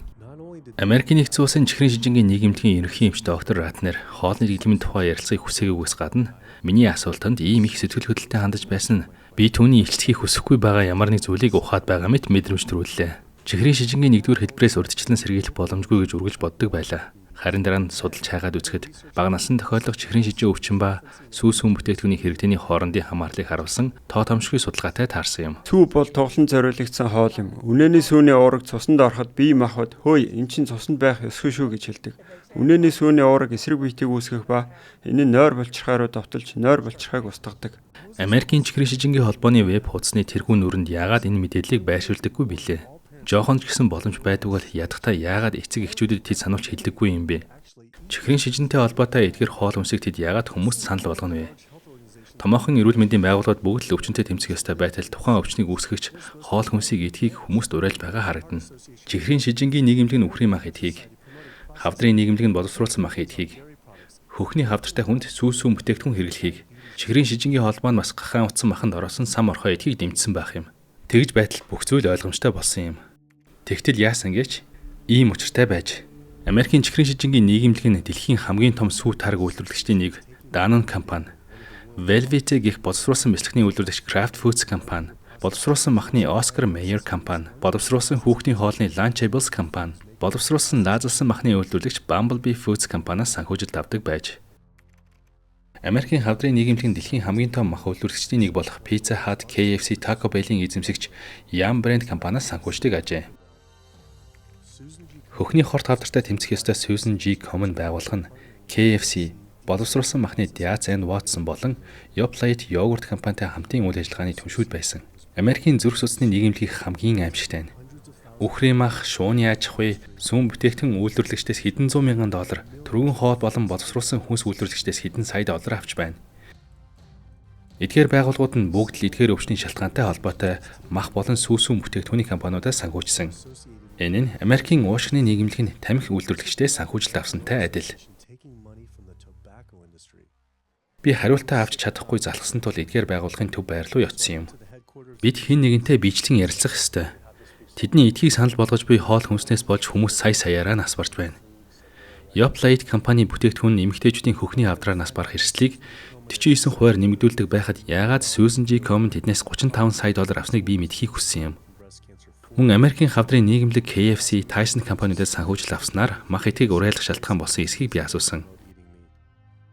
Гэтэл эдгээр байгууллагууд ярилцлага өгөхөөс татгалзсан юм. Хамгийн харамсалтай нь Америкийн зүрх судасны нийгэмлэг, Америкийн чихрийн шижингийн нийгэмлэг зэрэг эрүүл мэндийн тэргүүлэх байгууллагуудаас өгч буй мэдээлэлтэнд бид итгэх боломжгүй. Учир нь тэд тухайн өвчнүүдээс урьдчилан сэргийлэхэд туслах ёстой байтал гол асуудлуудыг нь бий болгож байгаа үйлдвэрлэгч нараас санхүүждэг. Тэгэхээр эдгээр байгууллагуудаас шимт хижээлийн талаарх үннийг олж сонсохгүй нь ойлгомжтой болж байна. Хэрэв үннийг хэлчихвэл тэдний санхүүжил зогсож, ажлын байр нь үгүй болж, шүүхийн заргууд үүсч, өөрсдийгөө бүр мөсөн үгээрүүлж, үндсэндээ тэдгээр байгууллагууд байхгүй болно гэсэн үг. Нэг удаа би Америкийн чихрийн шижингийн нийгэмлэгт сайн үлсийн хандив босгох үйл ажиллагаанд урагдж очсон юм. Намайг очиход тэнд үйлчилсэн бүх хоол нь бүхэлдээ зөвхөн амьтны гаралтай орц найрлагатай байсан. Томоор хэрцэн дахианы мах байсанд миний сэтгэл гонсож тэндээс шалгалан гарсан да. Чихрийн шижин өвчний арга хэмжээндээр дахианы махаар үйлчлэх нь архины эсрэг цугларалт дээр согтууруулах ундаагаар үйлчлэхтэй адил гэж би хэлсэн. Ямар ч утга учиргүй. Бид алдартай мис засалчтай ярьцлах их зураг авалтын цагт тавуулсан боловч биднийг байшин руу нэвтрэхээс өмнө эмнэлгийн хэвлэл мэдээлэл хариуцсан менежер биднийг саатуулав. Үнэн дээр эмч таныг энд зураг авалт хийж болно гэсэн ч харамсалтай нь зураг авалт хийх боломжгүй боллоо. Тэр хүмүүст хоолой өөрчлөхийг зөвлөдөг гэдгийг би мэдэж байна. Гэхдээ эмнэлэг тэдгээр хаалганаас орлогоо олдог. Бодит байдал дээр тэр ч муу адил болдог. Тийм болохоор бид эмнэлгийн үйл ажиллагаанд сөргөөр нөлөөлөх ямар нэгэн зүйл хийж чадахгүй. Тиймээс харамсалтай нь өнөөдөр зураг авалт хийгдэхгүй. Хүмүүсийн эрүүл мэндээс илүүтэй эмнэлгийнхээ ашиг орлогод анхаардаг талаарх түүний нээлттэй яриаг сонсоод ойгутсан. Энэ эмнэлэг болон эдгээр байгууллагууд төдийгүй Америкийн нэгдсэн улсын засгийн газар хүртэл үүнд оролцдог. Америкийн нэгдсэн улсын хөдөө аж ахуйн яам нь Америкчуудад зориулж хоол хүнсний талаарх зөвлөмжийг 5 жил тутамд гаргадаг. Энэ зөвлөмжийг гаргаж байгаа зөвлөлийн хүмүүс нь Макдоналдс, сүүсүүн бүтээгдэхүүний үндэсний зөвлөл, Америк махан бүтээгдэхүүний хүрээлэн, сүүсүүн бүтээгдэхүүний үндэсний алба, мал аж ахуй болон махны үндэсний зөвлөл, Америкийн өндөгний зөвлөл, Danone, сахар чихрийн үйлдвэрүүд, Coca-Cola, Anheuser-аас санхүүждэг. Энэ бол цөөн хэдэн жишээ. Өөрөөр хэлбэл бидний хөнөөж байгаа үйлдвэрлэгчдээс бид хоолны зөвлөмжөө авдаг. Америкийн нэгдсэн улсын хөдөө аж ахуйн яамнаас 5 жил тутамд Америкийн иргэдэд зориулж гаргадаг хүнсний пирамид буюу тавгийн зарчим дээрх хоол хүнс нь өөрөө Америкчүүдийн эрүүл мэндийн дороотлын баталгаа болж байна. Америкийн нэгдсэн улсын хөдөө аж ахуйн яамд биднийг хамгаалах үүрэгтэй бөгөөд хоёр эрхэм зорилготой. Нэг талдаа биднийг хамгаалах, нөгөө талдаа үйлдвэрлэгчийг хамгаалах ёстой байтал яасан гэж санана. Хоёр тал сөргөлдөж эхлэхэд тэд голдуу үйлдвэрлэгчийн талд ордог. Доктор Грегорийн илрүүлсэн дотоод бичиг баримтаар бол хөдөө аж ахуйн яам нь өндгийг шимт хижээлтэй, өөх тос багтай, тэнцвэртэй хоол хүнсний нэг хэсэг, бага ишлэгтэй, эрүүл мэндийн тустай, тэрч байтугай аюулгүй гэж хууль ёсоор нийлэх боломжгүй гэдгийг хүлэмжшөөрсөн ч холбооны хяналтын хөтөлбөрөөр дамжуулан Америкийн иргэдэд эдгээр бүтээгдэхүүнийг сурчилсан хэвээр байна. Хэнийгнээс check-off хөтөлбөрийн талаар сонссон эсхийг асуувал үгүй гэж хариулдагч эдгээр хөтөлбөрийн мессежийг хүмүүс өдөр тутамдаа харж байдаг. Тэгэхээр телевиз, интернет, автобусны самбар, сэтгүүлээр дамжуулан сүү бие махбодод сайн нөлөө үзүүлдэг. Эсвэл сүү бол амьдрал. Үхрийн мах бол оройн хоолнд зориулагдсан хүнс. Гахай мах уран бадраа нь гүндэг ер бусын гих зэрэг нь check-off хөтөлбөрөөс гаргадаг сурталчилгаа юм а. Сүүсүүн бүтээгдэхүүний check-off хөтөлбөр нь бяцлаг их ордог бүтээгдэхүүний сурталчилгаанд л ихэд Доминод $12 сая өгсөн. Хөдөө аж ахуйн газар засгийн газар шүү дээ. Хэрэв та Pizza Hut-ийн пиццаны бяцлагны зар сурталчилгааг харсан бол тэдгээр нь бүгд засгийн газраас энэ салбарыг дэмжсэн реклам юм. Эдгээр итгэмээргүй эрүүл бус бүтээгдэхүүний хэрэглээг нэмэгдүүлэхийн тулд үхрийн махан дээр яаж илүү бяцлаг нэмэх вэ? Кофенд яаж илүү сүү нэмэх вэ гэх мэт ухуулга хийдэг зар сурталчилгааны схем юм. Жишээлбэл Макдоналдсад 6 хүнийг бүтэн цагаар ажилуулж сүү цагаан эдээний үйлдвэрлэгчдэд санхүүждэг засгийн газар энэ хөтөлбөрөөр тэдний цалинг төлдөг.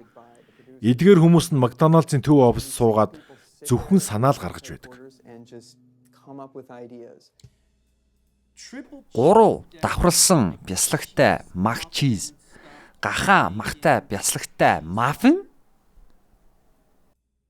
Нэмэлт бяцлагтай юу? Тийм ээ. Эдгээр нь засгийн газрын хөтөлбөр гэдгийг өдөр бүр бодоод байдаггүй. Вендигийн гахаа махан давхар бяцлагтай бүргэр нь засгийн газрын хөтөлбөр. Dunkin Donuts дахь стейк фахитач засгийн газрын хөтөлбөр. Хоол хүнс талаас нь харвал цэвэр хог болсон. Эдгээр хоолыг төрийн санхүүжилттэй хөтөлбөрөөс гаралтай гэж хүн хизээч төсөөлөхгүй.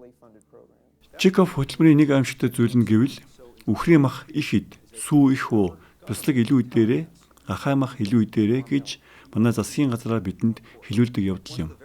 Сүүн бүтээгдэхүүний үйлдвэрлэлийг маш үр дүнтэй болгох нэг арга нь бүтээгдэхүүний хүүхдүүдэд сурталчлах явдал юм. Учир нь хүүхдүүд нөлөөнд амархан автдаг. Тэд насан туршдаа хэрэглэгч байх учраас багаас нь тат чухал тэдэнд ашигтай. Тиймээс сүүн бүтээгдэхүүний салбар, сүү бол бие махбодод сайн, сүү бол амьдрал гэх мэт үгтэй сүүн сахалтай хүний зурагт хуудасаар улсын бүх сургуулиудад сурталчилгаа хийхэд зориулж хамгийн багадаа $50 сая зарцуулдаг байна. Тамхины салбар залуучуудыг онилж, ухаж буй үйлчлүүлэгчтэй шинэ хэрэглэгчдээр сольдог. Махны үйлдвэр нь залуус чиглэн ажиллах ёстой гэдгийг мэднэ. Тийм учраас хүүхдүүдийг бүхэл буруу хоолнд дуртай болгохын тулд аль болох бага наснаас нь маркетингийн мессежийг өгч мөн сургуулиудад ийм хоолтой байдгийн учир нь юм. Энэ мэт төрөл бүрийн давхцлууд бий. Газар сайгүй сургуулиудад боловсруулсан мах байна. Хоолны цэсэнд нэг бол гахаамах, хям, зайз, эсвэл pepperoni пицца оруулсан байдаг. Эдгээр нь бүгд боловсруулсан мах бөгөөд бүдүүн гэдэсний хор тавдартай шууд хамааралтай. Ер нь л хамгийн муу байтал сургуулиудад өдөр бүр боловсруулсан махтай хоол байсаар л байна. Тамхи нь хор тавдрыг үүсгэх эрсдэлтэй гэдэг анхааруулсан шошгыг эмчнэр тавиулдаг байхад яагаад махан дээр анхааруулсан шошго байдаггүй юм бэ?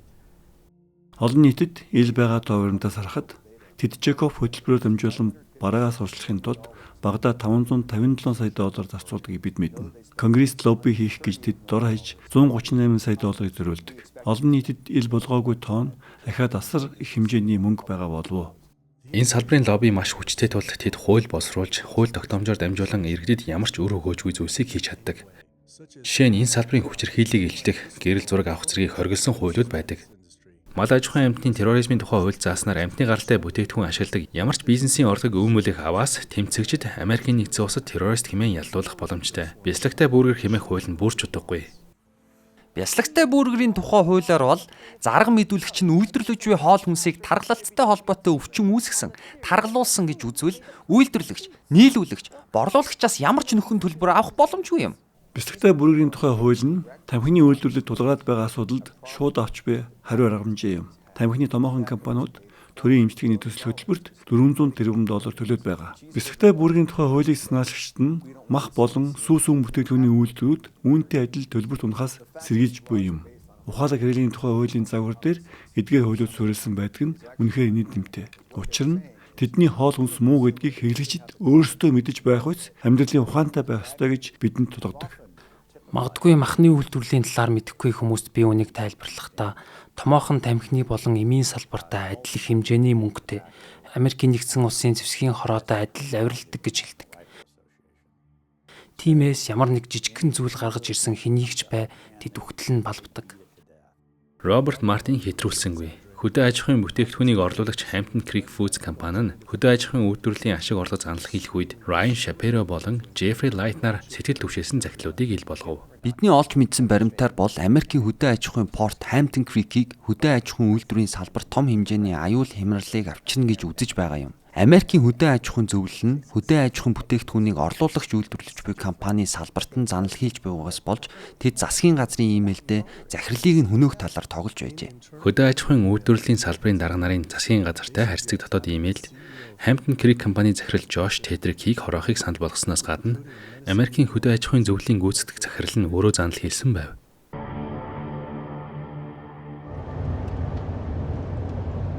Эдийн засагчдын махны үйлдвэрлэгчдээс үүдэлтэй гэж үздэг мал аж ахуйн салбарын учруулж буй байгаль орчны дороотол, зүрх судасны өвчлөл гэх мэт бүхэл хор хөнөөлд тэд ямар ч төлбөр төлөх шаардлагагүй байдаг.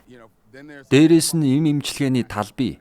Одоогийн энэ байдлаар хадгалах чухал зорилготой маш хүчирхэг эмийн салбар байнга лобби хийж байдаг. Эдгээр архаг өвчнүүд нь эмийн үйлдвэрлэлийн бэлэн мөнгөний үнэнүүд юм.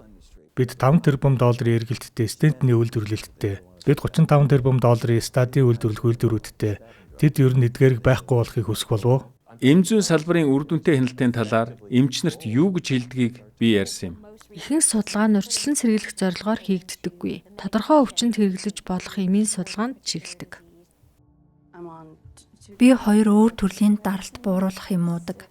4 жил тариа хийлэгчгээд байхад л бактери өвчнөдөө 6 юм уусаар байна. Дээрээс нь эдгээр эмнүүдийн гаж нөлөөг бууруулах бас нэг өөр юм уу. Сэтгэл гутарлын эсрэг юм өндөр тунгаар хэрглэж, нуруу ташааны өвдөлт намдаах 2 юм уудаг.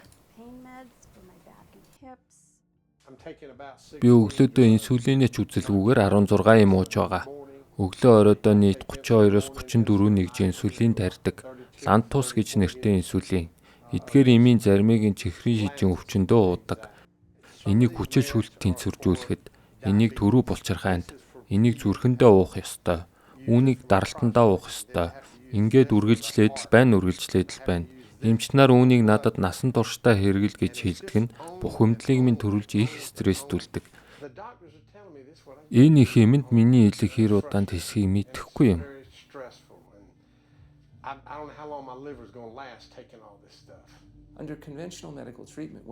Одоогийн эмчилгээний зарчмаар бол аутоиммун өвчин, тэр бүхэл даралт ихсэх өвчин, чихрийн шижин өвчний үед танд эмийг 7 хоног, сар, жилээр биш бүр насан туршдаа хэрэглэхийг зөвлөдөг.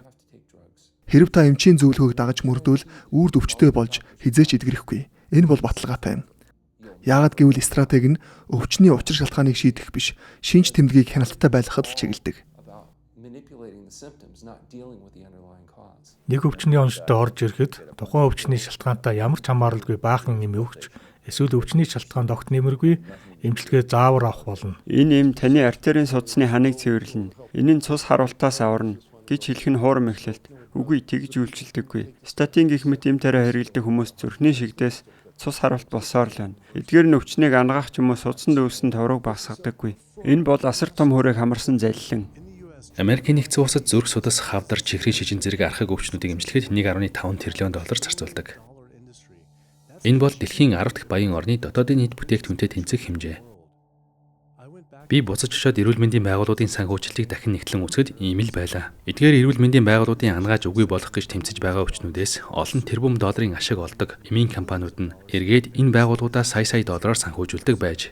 Жинхэнэ зорилго нь эдгээр өвчнүүдийг арилгах биш бол ашиг сонирхлын томоохон зөрчил харагдаж байна. Эмийн үйлдвэрүүд лобби хийхэд бол бусад бүх салбараас илүү хэмжээний мөнгө зарцуулдаг. Яг л мал аж ахуйн салбартай адил тэд туулийн хүчтэйгээс гадна өөрсдөө хуулиа бичдэг. Тэд идэвхтэн тэмцэгчдийг чимээгүй болохын тулд шоронд хорж байсан. Засгийн газар мөнгөтэй үнэтэй хамт байдаг. Эмийн үйлдвэр нь зүгээр л мал аж ахуйн салбар болчихсон. Тэд засгийн газрыг их хэмжээний мөнгөөр амийг нь таглаж, засгийн газар хариуд нь тэдний хүсч буйг өгч, татаас тэдний эсрэг тэмцэж байгаа идэвхтнүүдийг шоронд хордог бөгөөд тэд зүгээр л хүмүүсийг зураг авах, эдгээр байгууламжийн дотор юу болж байгааг бичиж, хүмүүст мэдээлснийхэн төлөө эрүүгийн хариуцлага хүлээлгэж, маш их хэмжээний мөнгийг үүндээ цацдаг. Тэд ханны цаана доор нь нуугдж байдаг. Тэд хэний ч мэдэхгүй эдгээр нуустдаг байгууламжид байрладаг. Хэрв хэнийг мэдчихвэл тэд жочирдож бухимдах байсан. Эдгээр газраас хүмүүс эм хоол хүнсэн нэрдэг гэдгийг мэдэхгүй. Хэрв хүмүүс энэ талаар мэдвэл шоконд орж бүр уурлаж бухимдах болно. Хуулиар хүмүүсийг үг хэлэх, хэвлэн нийтлэхийг хориглон тэд хүмүүст үннийг үзүүлэхгүй, энэ талаар яриулахгүй, хүмүүсийг чимээгүй байлгахыг хүсдэг. Эцэст нь би засгийн газар болон эдгээр үйлдвэрийн хооронд ямаргун хаалттай зүйл байгааг ухаарч тэднийг ишлэх нь ямар аюултай байж болохыг ойлгосон. Америкийн мах нийтлэгч байгууллагад үхрийн галзуу өвчин гарсныг илчилсэн хөдөө аж ахуйн ажилтнтай уулзсны дараа түвшүүр бүрч нэмэгдсэн юм. Америкийн нэгдсэн улсын хөдөө аж ахуйн яам нь яг л цэргийнхэн шиг ажиллаж, намайг телевизээр гарах үед малын эмч, хүнсний байцаагч нарын олон санууч бичгүүдийг шууд л харна. Хэрв хэвлэл мэдээллийнхнээс хэн нэгэн тантай холбоо барьвал тэдэнтэй битгий яриарай. Вашингтон ДС-д ханднуу гээрэй. Бид тэдэнтэй ярилцах болно. Ингэж л хүмүүсийн амыг хамхиулдаг. Хөдөө аж ахуйн яамд юу болоод байгаад Америкчууд их санаа зовдог. Америкийн нэгдсэн улсад үхрийн галзуу өвчний 4 тохиолдол бүртгэгдээд байгаа ч засгийн газрын хайж байгаагаар бол үүнээс олон эерэг тохиолдол гарсан гэж бодож байна. Тэгэхээр таны хэлж байгаагаар бол үхрийн галзуу өвчин аль хэдийн хүмүүст тархсан гэсэн үг үү? Тийм. Олон тохиолдолд буруу онцлогдсон гэж бодож байна. Альцгеймер буюу тэнэгрэл өвчний даамжирлыг харахын тулд нэлээд хэдэн жил шаарддаг. Харин хялбар болгохын тулд эмчнэр альцгеймер буюу тэнэгрэл өвчтэй гэж гарын үсэг зурдаг. Ууган тархинаас нь биопсийн шинжилгээ авч энэ үнэхээр энэ өвчин үү? Эсвэл Кротсфилд-Якоб өвчин, галзуу үхрийн өвчин гэх мэт Брон өвчин үү гэдгийг тогтоох хэрэгтэй юм. Мах идэх нь аюулгүй гэж та боддгоо? Би хувьдаа мах идэх нь аюулгүй гэж боддоггүй. Учир нь дамжуулах шугамын хурд нэмэгдэж байгаагаас гадна манай байцаагч нар хангалттай сайн бэлтгэгдээгүй байна. Одоогийн байдлаар бидний мэдэж байгаагаар нэг цагт 220 орчим үхэр нядалдаг. Энэ нь минут тутамд ойролцоогоор 4 үхэр буюу 15 секундэд 1 үхэр гэсэн үг. Ингэж аюултай хурдаар нэдэлснээр амьтдын ялгадаас хаа сайгүй тархдаг гэсэн үг. Гахай махны 88% нь ялгсны бактериар бохирдсон байдгийг шинжилгээгээр тогтоосон. Үхрийн татаж махны 90%, дахин цээж махны 95% нь амьтны ялгцаас үүссэн бактери агуулдаг. Ийм махыг идэх нь ердөөч цэвэр биш бөгөөд энэ нь зүгээрч нэг хог хаягдал биш, идэ-бээр дүүрэн халдвар юм. Гар хэсгийг нь харалдаа ямар нэг овгор зүйл эсвэл буглаа байгааг нь та харж болно. Ихэнхдээ тэр овоосон зүйлийг хуу татхад буглаа нээгдэж идэ-бээр нь гадагшилдаг.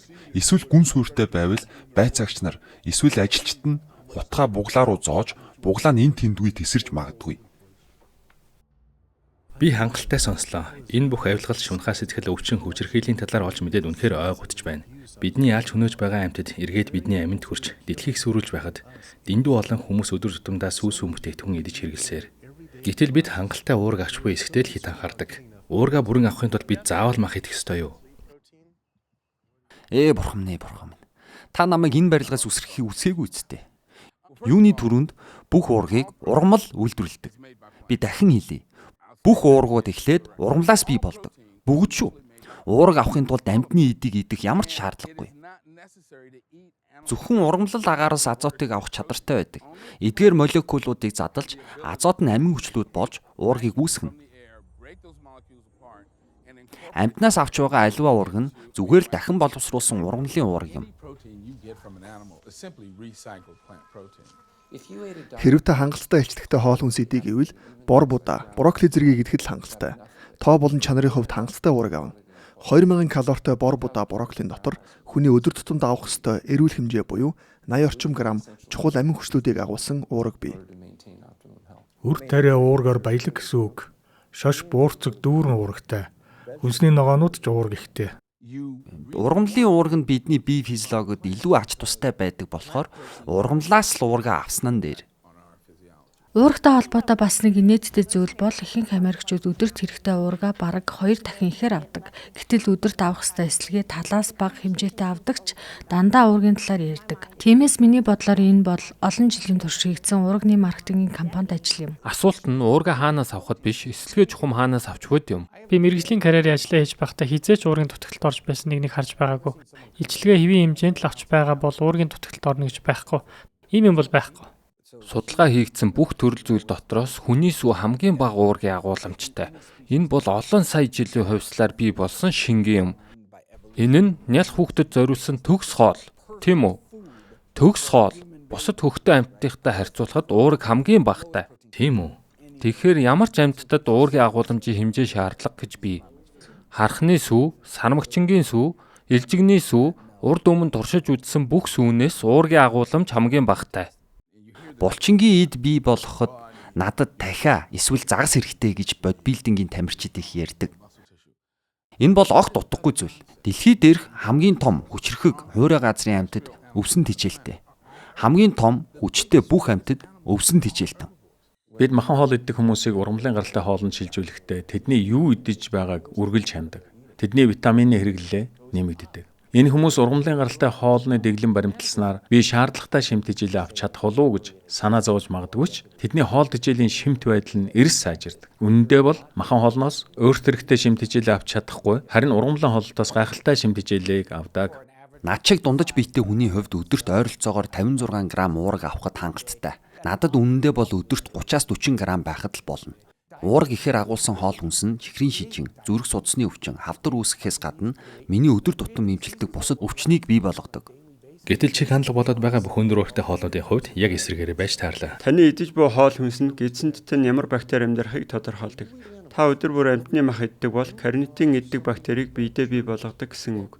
Тэдгээр бактериуд нь карнитин нэг триметиламин хэмээх молекул тойрогчдаг. Дараа нь элэг үүнийг триметиламины эсэл болгоно. Энэ бол тамийн молекул юм.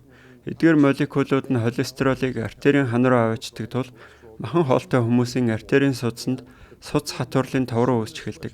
Тэд энэ хоолны дэглэмээр жингээ хасах боломжтой ба энийн сайн хідэж таны артерийн судсан дотор юу болдог гэж найзуудаа. Юу болдог вэ гэвэл судас хатварлын тов руу хоримтлагцаар залуучууд 39 настайдаа биеийн тамирын зааланд генетнес ордог.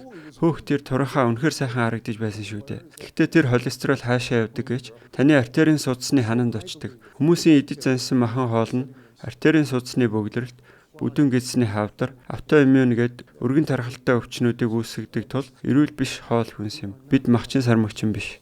Хүмүүсийн хамгийн ойрын төрөл болох шимпанзе нь шимт хичээлийнхээ 97%-ийг ургамлаас авдаг. Үлдсэн 3%-ийг нь ихэвчлэн шавжнаас авдаг. Мах болон ургамлын үр жимсээр хоолдог баавгай шиг жинхэнэ холимог хичээлтэй амьтдын биеийн бүтцийг бараг л цэвэр ургамлан хоолтой амьтдтай харьцуулахад ялгаа нь тунд тодорхой. Үр жимсээр хоолдог амьтад эрүүгээ арагш урагш хоёр тал руугаа хөдөлгөж чаддаг бол холимог тэжээлтэй амьтдын эрүү ингэж хөдөлдөггүй. Үр жимсэн тэжээлтэй ходоодны хүчил багтай амьтдтай харьцуулбал холимог идэгчт нь махыг задлах маш хүчрхэг ходоодны хүчилтэй. Үр жимсээр хоолдог амьтдын нарийн гидс нь биеийнх нь уртаас 9 дахин урт байдаг бол холимог идэгчнийх 3 дахин урт. Үүний учир нь мах нь гидсээр хурдан дамжин өнгөрч гидсэнд ялзрал бага явагдана. Хэрв хүмүүс үнэхээр холимог хоолтой байсан бол бидний физиологи болон гадаад төрхийг нэлээд өөрчлөх ёстой болно. Гэтэл бидний бие махбод үр жимс ургамлаар хооллоход бүрэн зохицсон байдаг. Бид холимог идэгчтэн амьтад шиг авиралдагч биеийн бүтцийн хувьд үр жимсэн хоолтон юм. Хүн төрлөخت нь баавга, элбэнх, нохоо зэрэг холимог хоолтон амьтдаас ялгаатай. Жинхэнэ холимог идэгчтэн амьтдын биеийн бүтэц болон физиологи нь биднийхээс өөр учраас бид холимог идэгчтэн биш. Хүний хувьд соёо нь маш жижиг, дугуй хэлбэртэй. Зориулт нь үнэндээ нэмэлт маягийн юм. Тэд дугтуйнаас өөр зүйлийг урах тасдах ямар ч шаардлага байхгүй. Соёотой байх нь мах идэхэд зориулагдсан гэсэн санаа нь тэнэг хэрэг юм. Түүний зөв байсан. Надад соёо угаасаа байсан ч эдгээр жижигхэн шүдэрээ би ямар амтан алж төгийгээр нь идэж чадах байсан юм бол бодохын төдийд л огөөц хүрч байна. Хүмүүс жимс болон зарим ногоогоор хийсэн смутийн дуртай. Тэгвэл үүний оронд загас эсвэл үхрийн цусан махыг холигч төхөөрөмжөнд хийх талаар та бодож байвал үнэхээр жигшмээр муухай санагдана. Бие махбодтой зориулагдаагүй хоол хүнс хэрэглэснээр энэ бүх өвчин үүсдгийг би олж мэдсэн. Тэгвэл бие махбодтой зориулагдсан хоол хүнсийг хэрэглүүл юу болох вэ? Үрдүн гайхалтай. Ургамлан хооллолтоор та зүрх судасны өвчнийг эдгэж илааршуулж чадна. Шинжлэх ухаанч нотолж байна. Би өвчнүүд дээрээ ч харсан. Тос багтаа ургамлан хоолнд шилжсэн хүмүүс зүрхний өвчнөг бодитойгоор буцааж эдгэх боломжтой. Энэ чухамдаа суд сатуурлын тов руу арилж эхлэн тэдний бодож төсөөлж байгаагүй зүйл болох юм. Миний өвчтнүүдтэй ажилласан туршлага болон судалгаанаас харахад хүмүүс ургамлан хоолтонд шилжгээд цусны дэх холестеролын төвчин хэдхэн өдөр дотор огцон буурдаг ба хэдхэн 7 хоногийн дараа цусны шинжилгээ өгөхөд эрс сайжирсан байдаг. Тийм ээ. 1-2-7 хоногийн дотор л гайхалтай үр дүн гардаг. Холестеролын хэмжээ огцон буурах боломжтой. Үнэн дээр та ийм уудаг бол даралтыг чинь унгахгүй тулд эмч даралтнытай нэмийг хасч магадгүй. Учир нь үр дүн дэндүү сайн. Дам нөлөө нэм уухааргүй болгодог. Доктор Эссельстний нийтэлсэн шинэхэн судалгаанд зүрх судасны өвчтэй хүмүүс нь ургамлан хоолнд шилжснээр 99.4% нь зүрхний томоохон хэмжээний хүндрэлүүдээс зайлсхийж чадсан гэжээ.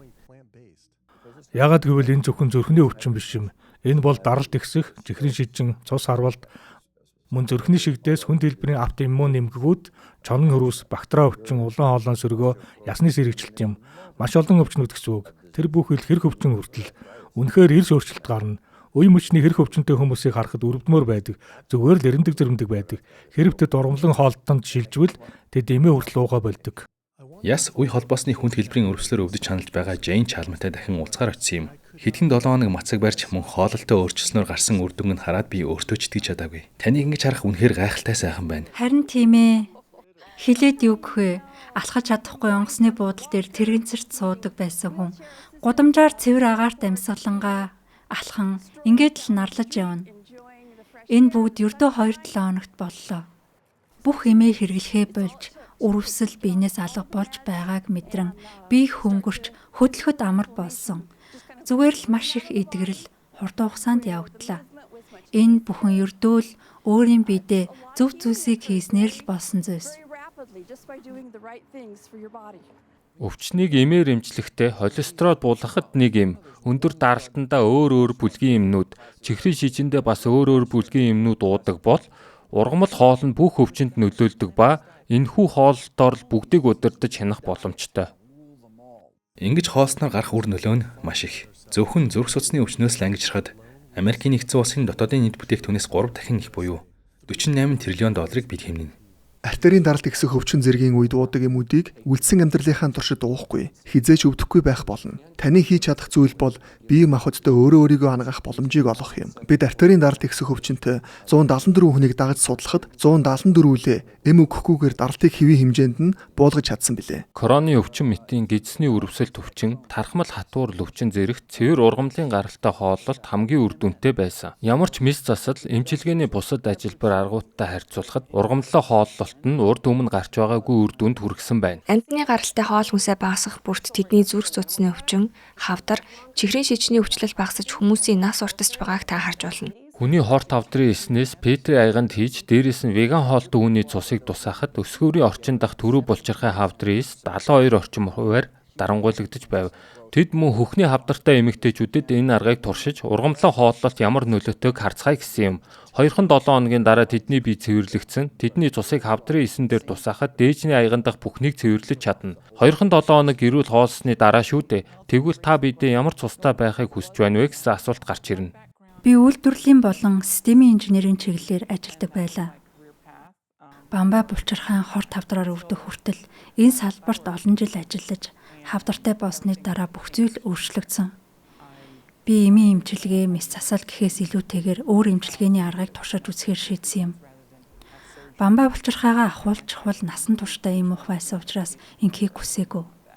Би махад өөрийгөө ангаадаг ургамлан хоолтын талаар би уншиж эхэлсэн ба энэ нь маш олон хүнд үр дүнгээ өгсөн байсан учраас би шууд л эрүүл ургамлан хоолтон болсон юм. Жилийн дараа миний хавдар бүр мөсөө идгэж бамбай булчирхай маань багсан хэвийн хэмжээндээ хүрч би энэ өвчнөөс бүрэн ангижирсан.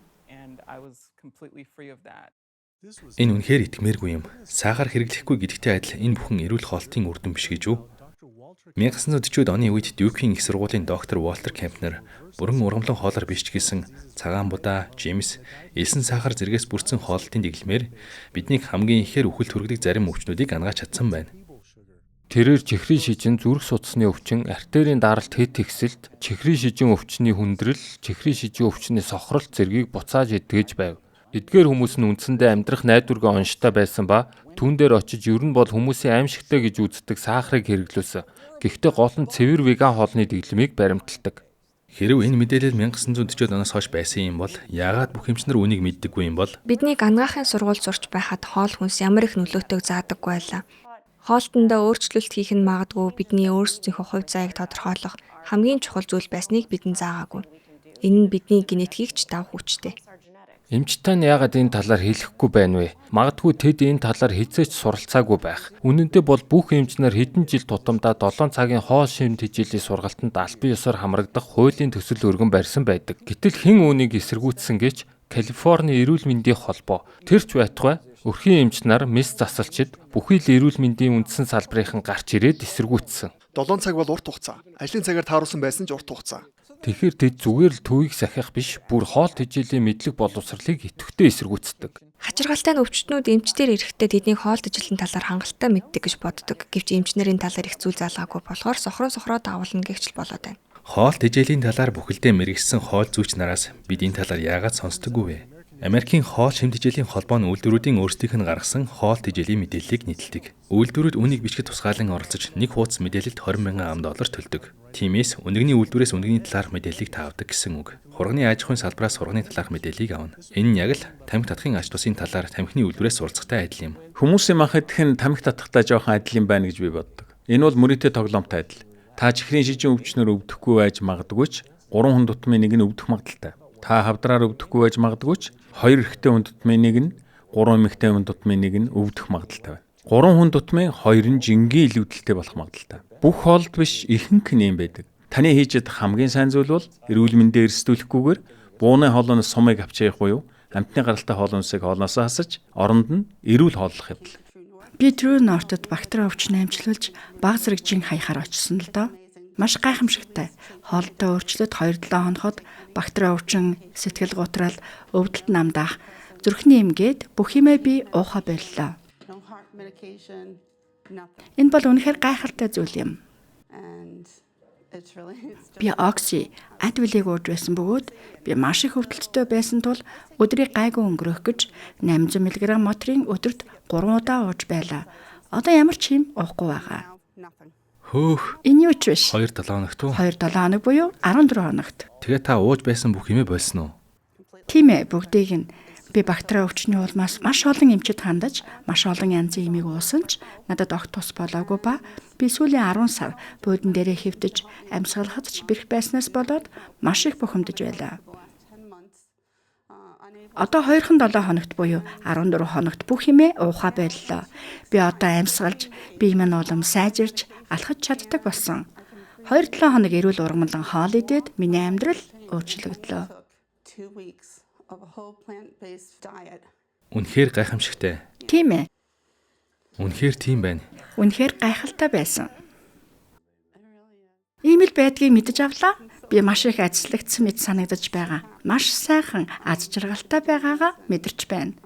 Үүнийг хийснээр би бусад хүмүүст үлгэр дуурайл үзэж чадах болов уу гэж бодож байна. Энэ талаар шахсны хэрэггүй. Цаг нэрхээр хүн бүр үүнийг хийх болно. Миний хувьд бол цаг нэрсээ. Үнэхээр гайхалтай санагдаж байна.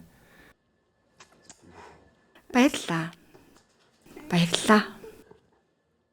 Аймгийн төв хэдий хүчтэй байсан ч 100% ургамтан хоолтон болох нь бас л туушрал мэд санагдаж магадгүй мэдж байлаа. Бүх зүйлийг тааруулан хэрэглэхэд болно гэж хүмүүс боддог, тийм ээ. Гэвч бид тааруулан хэрэглэх буюу бага хэмжээгээр идэх нь үр дүнтэй гэдгийг харсангүй. Мах болон үндийг тааруулан зохицуулж идснээр зүрх судасны өвчин эдгэж сайжирч байгааг харуулсан судалгаанууд үнэндээ алга байна. Гэхдээ махнаас татгалзаа тавгүй ирсэн хүмүүсийг би мэднэ. Бүх хүнд илэрсэн шинж тэмдэг зовир нь үхсэн амьтны ялзарсан мах дутагдсанаас болж үүсдэг гэдэг нь эргэлзээтэй. Амьтны гаралтай өндөр боловсруулалтад оруулсан хүнсний бүтээгдэхүүн дутагдлаа гэд ийм зүйл болдоггүй. Тэдний бие сайнгүй байгаад шалтгаан бийж энэ биш юм. Би виган хоолтой хүмүүстэй уулзаж байсан. Зарим нь над дээр ирээд би бамбай булчирхаа үйл ажиллагааны дутмагшилтай. Эмч маань намайг ургамлан хоолтон болохоор ингэж өвчжээ гэж хэлсэн гэдэг. Тэгтэн би тэгвэл мах иддэг хэрнээ ийм өвчтэй хүмүүсийг эмчтэй нь юу гих бол гэдэг. Амьтны мах сүүсүүн бүтээгдэхүүнд ургамлаас авах боломжгүй юу байдаг вэ? Холестерин, гетероцикламин, E. coli. Амьтны гаралтай хоолтод байгаа бүхнийг илүү эрүүл хөлбөрөөр өөр их үүсвэрээс авах боломжтой. Зөвхөн витамин B12-ыг л ургамалч амьтанч аль алинд бий болгож чадахгүй. Энэ нь шороог бүрхдэг жижиг нянгаас бий болдог. Бид цэвэр бус дэлхийн ертөнцид амьдарч байгаа тул нянгаар бохирлогдсон хоол хүнс идэхгүй гэвэл хаа нэгтгэж витамин B12-ыг авах хэрэгтэй. Витамин B12-ийн хамгийн эрүүл хямд их үүсвэр нь витамин B12-оор баяжуулсан хоол юм. Эсвэл B12 витаминыг нэмэлтээр ууж болно. Мах сүүсүүн бүтээгдэхүүнээс авах шаардлагагүй. Цусны бүлэг эсвэл генисээ болж мах идэх ёстой гэж боддог хүмүүс яах вэ? Энэ нь бие материйн орд учраас надад мах хэрэгтэй. Би Аа нэмэх бүлгийн цустай болохоор мах идэх хэрэгтэй гэж хэлэх мэт. Эн чинь юу гэсэн үг юм бэ? Хинч мах идэх шаардлагагүй. Амьтны гаралтай бус их үүсвэрээс авах боломжгүй витамин эрдэс бодис шимт хижээл гэж үгүй. Гигэ Валентины өдөр би виган болохоор шийдлээ. Би бүр хизээж махнаас бүрэн татгалзна гэж бодож байгаагүй ч виган хүмүүсээс маш их амжилтыг нь сонссон юм. Би амьтны гаралтай бүх бүтээгдэхүүнийг хэрэглэхээ болж 13 кг чин хасаж уудаг эмнийхээ талыг нь зогсоож чадсан. Би инсулинийхээ талыг нь хассан. Одоо бол сарлуу тэмүүлж байна. Би бүгдийг нь хасах болно. Өнгөрсөн 6-7 хоногийн хугацаанд би 3 ач зээтэй боллоо. Миний муу царай тэднийхээ ахлах сургууль, коллеж төгсгийг нь харах нь. Би энд байх болно. Гэр бүлийнхнээс нь хэн нэг нь чихрийн шижин, хор тавдар, зүрх судасны өвчнөөр өвдөж байсан ч эсвэл эмч таныг эдгээрээр өвчлөн гэж хэллээч өвдөхгүй байх боломжтой гэдгийг хүн бүрд мэдэгдэх нь миний эрхэм зорилго. Тааж бас надтай адил эрүүл мэндийг хяналттай авч эерэг үр дүнд хүрэх боломжтой. Үүний төлөө би ингэтлээ тууштай зүтгэж байгаагийн шалтгаан гэвэл миний эмээ чихрийн шижин өвчтэй байсан. Би махбодыг ангаах талаар одоогийн шиг би мэддгүй байсан. Хэрэв мэддэг байсан бол эмээ маань ядчил ахаад хэдэн жил илүү амьдрах байсан болов. Тиймээс эмээгийнхаа нэрийн өмнөөс би бусдын эмээг, аавг, нахцыг, аавыг нь эдгээр өвчлөөс аврахын төлөө үүнийг хийдэг юм. Тэгээд л би энэ мэдээллийг хүргэж байгаадаа сэтгэл их догдолж байна. Ургамлан хоол хүнс хэрэглэх нь үнэтэй гэсэн нийтлэг итгэл үнэмшил байдаг. Үгүй дээ. Улирлын чанартай ногоог худалдаа авах, мөн бөөний газруудаас худалдаа авалт хийх нь их хэмжээний мөнгө хэмж өгдөг. Ингэснээр маш хэм зардлаар худалдаа авалт хийх боломжийг олгодог. Мах сүүч нь их үнэтэй шүү дээ. Тэдгээрийг худалдаа авахгүй байснаар та маш их хэмжээний зардлыг хэмнэнэ. Манай 4 ам бүлтэй гэр бүлийн 7 хоногийн зардал хүн тус бүрийн $25 болдог. $20.64 бол таны нийт дүн. $20.64. Хөөх, энэ бол түүний бүтэн 7 хоногийн хоол. Үнэхээр үү? Гэмтлийг идэхээс зорилгоор виган хоол идэх нь нөхөн сэргээлтийг хурцгаж, гүйцэтгэлийг сайжруулдаг гэсэн элит тамирчдын хөдөлгөөн хүч авч байна. Виган болохоос өмнө би 140 кг-ыг 5 удаа л шахдаг байсан. Виган болсныхоо дараа 180, 190, 210-ыг шахдаг болсон. Бурхан минь үнэхээр гайхалтай юм гэж бодсон. Би виган бас 210 кг-ыг шахаж байна. Үнэхээр солиотой. Виган болсныхоо дараахан шүрмсний өрөвсөл маань алга болж эхэлсэн. Гарын хүч улам нэмэгдэж Цусны даралт маань хэвийн байдалд орсон. Гаднаа хүчтэй харагдавч цаанаа сул байж унаад байж болохгүй. Энэ бол хүчтэй байх биш, сул дорой, маш сул дорой байдал. Гаднаа том, хүчтэй залуу мэд харагдавч зүрхэндээ тусламж хүсэн үйлж дотроо үхэж байдаг. Би мэрэгжлийн парк авар тамирчин, чөлөөт гүйлтийн дэлхийн хошоо аварга, сайхан би Ninja Warrior тэмцээнд орж, Европын багийн ахлагч болонгоо томоохон тэмцээнд ялсан. Ninja Warrior парк авар гэх мэт зүйлсийн хувьд маш сайн биеийн жингийн болон хүчний харьцаатай байх хэрэгтэй.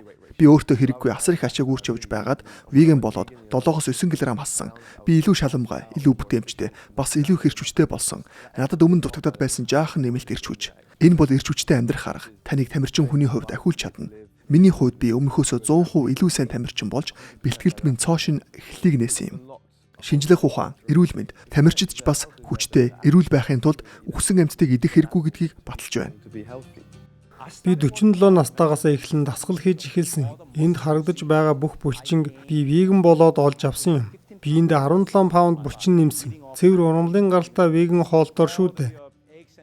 Биеийн бүх өвчин зөөр харилсан. Учир нь би амьтны гаралтай хүчлэг, үрвсэл үүсгэж хоол хүнс хэрэглэхээ болсон. Горилла, хэрс, заан тэд бүгд л булчин хүч чадлаа ургамлаас авдаг. Би ч бас адил. Би серфинг хийхин тулд дэлхийн өнцөг булан бүр руу аялдаг ба үргэлж веган хоол идэх боломжтой байдаг. Хэрвээ та ямар нэгэн зүйлийг хүсэж байвал та түүнийг ямар нэг байдлаар хийж чадна гэж би боддог. Би зүгээр л ямар ч шалтак тоочдоггүй. Одоо бол бүх ашиг тусыг нь мэддэг учраас веган байхаа хизээч байхгүй. Энэ амьдралын хэв маягийг хэвшүүлснээр миний амьдрал бүх талаараа сайжирсан. Бие минь илүү дээрдэж, спортоор илүү сайн хичээллэн, илүү сайн унтаж, хүүхдүүдтэйгээ ч харилцаа сайжирсан. Ажил дээрх төвлөрөл нэмэгдэж, бүх зүйл дээрсэн. Миний арьс цэвэрлэгдэж, би илүүд л өөхгүй галбирчсан ба ийм байдалтайгаар 9 жил болж байна. Миний танд хэлж чадах зүйл бол урд урдынхаасаа би сэтгэл санаа минь дээрдлээ. Миний найз Джейсон Ластер бит хоёр Epic 5 нэртэй энэхүү сорилтыг хийсэн анхны хүмүүс байсан юм. Групп дотор Ironman тэмцээнийг Хавайн 5 арал дээр 5 удаа гүйцэтгсэн. Ironman гэдэг нь 386 км сэлэлтийн дараа 180.2 км дугуйгаар явж эцэст нь 42.2 км марафон гүйж барайнд орохыг хэлдэг. Тэгэхээр бид үүнийг 5 өөр арал дээр 7 хоногийн дотор 5 дараалан хийсэн. Тэгээ та бараг л үхсэн гэсэн үү? Тийм ээ. Бараг л. За энэ бол хамгийн түгээмэл асуулт. Та хаанаас ургаа авч байсан бэ? Ургамлаас. Олон хүнтэй адил би хоолны дэглэмээ өөрчлөхгүй байх шалтгаан хайж байсан ч эцэст нь өөрчлөснийхөө дараа эрхчлөөг мэдэрсэн. Хэдхэн өдрийн дотор судсаар минь шинэ эрч хүчээр дүүрэн цус гүйж байгааг мэдэрч хэдхэн 7 хоногийн дотор миний бүх бие оюун санаанд болж байгаа өөрчлөлтийг мэдэрсэн. Би ургамлын гартай веган хоолны дэглэмээр зүгээрчнийг амьдрах бус бүр гайхалтай сайхан мэдрэмж авдаг. Би 6 жилийн дараа анхны марафон гүйлтийн тэмцээндээ оролцсон. Бэлтгэлийнхээ тэн хагасыг хийж байхдаа өөрийнхөө хувийн рекордыг 23 минутаар эвдсэн. Сар хүрэхгүй хугацааны дараа би анхныхаа бүтэн Ironman тэмцээнд оролцсон юм. Хэдийгээр би эрүүл мэндтэй ноцтой сөрөг нөлөөгүйгээр мах цагаан идээг баг зэрэг идэж болох байсан ч олон нийтэд гэр бүлийн хүнд маань мөн дэлхий дээрх амьтаа бүхэнд маш их зовлон учруулж байгаа тэдгээр салбарыг дэмжиж чадахгүй болсон. Цоошин ертөнц нээгдэж би эргээд бүрэн бүтэн болсон мэд санагдаж жинхэнэ эрүүл мэнд гэж юу болох талаар илүү гайхамшигтай мэдрэмж авахаас гадна жинхэнэ эрүүл мэнд надаар дуусахгүй ч биднээс эхэлтгийг ойлгосон юм. Хэрэв хүмүүс ургамлын хүнсэн шилжүүл хувь хүний эрүүл мэнд улс үндэстний эрүүл мэндийн байдал бидний амьдрэх хүрээлэн буй орчинд томоохон өөрчлөлтүүд гарах болно. Би үүнийг дахин идэхгүй. Өөрчлөлт хийхэд миний зүгээс хувь нэмрээ оруулж чадах зүйл энэ гэж одоо хэлж болох юм. Сууга тооллох болгондоо эрүүл мэндтэй хор хөнөөлгүй, харгислыг дэмжээгүй, гариг дэлхийгээ сүйтгэгүй гэдгийг мэдэж байх нь та бүгдийг илүү аз жаргалтай, эрүүл сарвал байлгах болно. Миний олж авсан бүхэн дэлхийд болон бусдад хор хөнөөлтөй байхыг би хүсдэггүй. Би сулдж дороодохгүй, илүү их хүчтэй болж байгаа. Ийм л сайхан зүйл. Бүхнийг өөрчилж, бусдын сайн сайхны төлөө сонголтоо хийх үед эргээд бид бүгдэд ач тусаа өгдөг. Судалгаанаас харахад бид ургамлын хоол төр зөвхөн амьдарч болоо зогсохгүй хөгжин дэвших боломжтой юм. Энэ бол амьдрах сайхан арга замыг би мэдэрч байна. Бусдад хор хөнөөл учруулахгүй байснаар бид илүү эрүүл аз жаргалтай байх болно. Би үүнд дуртай. Энэ л гайхамшигтай амьдрал. Би энэ насандаа ийм сайхан зүйлийг мэдэрч чадна гэж хизээж бодож байгаагүй. Хүн бүрийг ийм зүйлийг мэдрээсэй гэж хүсэж байна. Би бараг л 50 хүрч байгаач 20-тэй залуу мэтэл санагддаг. Үнэн дээр эрүүл энх байх шиг сайхан зүйл гэж байдаггүй. Тиймээс өдөр бүр бидний хоол хүнсэндээ хийж байгаа сонголтууд нь зөвхөн хувь хүнд нь эрүүл байх боломжийг олгоод зогсохгүй их дэлхийд болон түүн дээр оршин буй төрөлтнүүд бид бүгдэд хамгийн эрүүлээрээ орших буюу жинхэнэ эрүүл энхийг авчрах чадвартай юм. Бид үрд амьдрахгүй. Гэхдээ бид амьд байхдаа эрүүл сайхан амьдарч болно. Эмч хүний хувьд би тэрийг л харахыг хүсдэг. Хүсэл зориг байгаа цагт түүнд хүрэх зам бий. Үүнд би итгэдэг.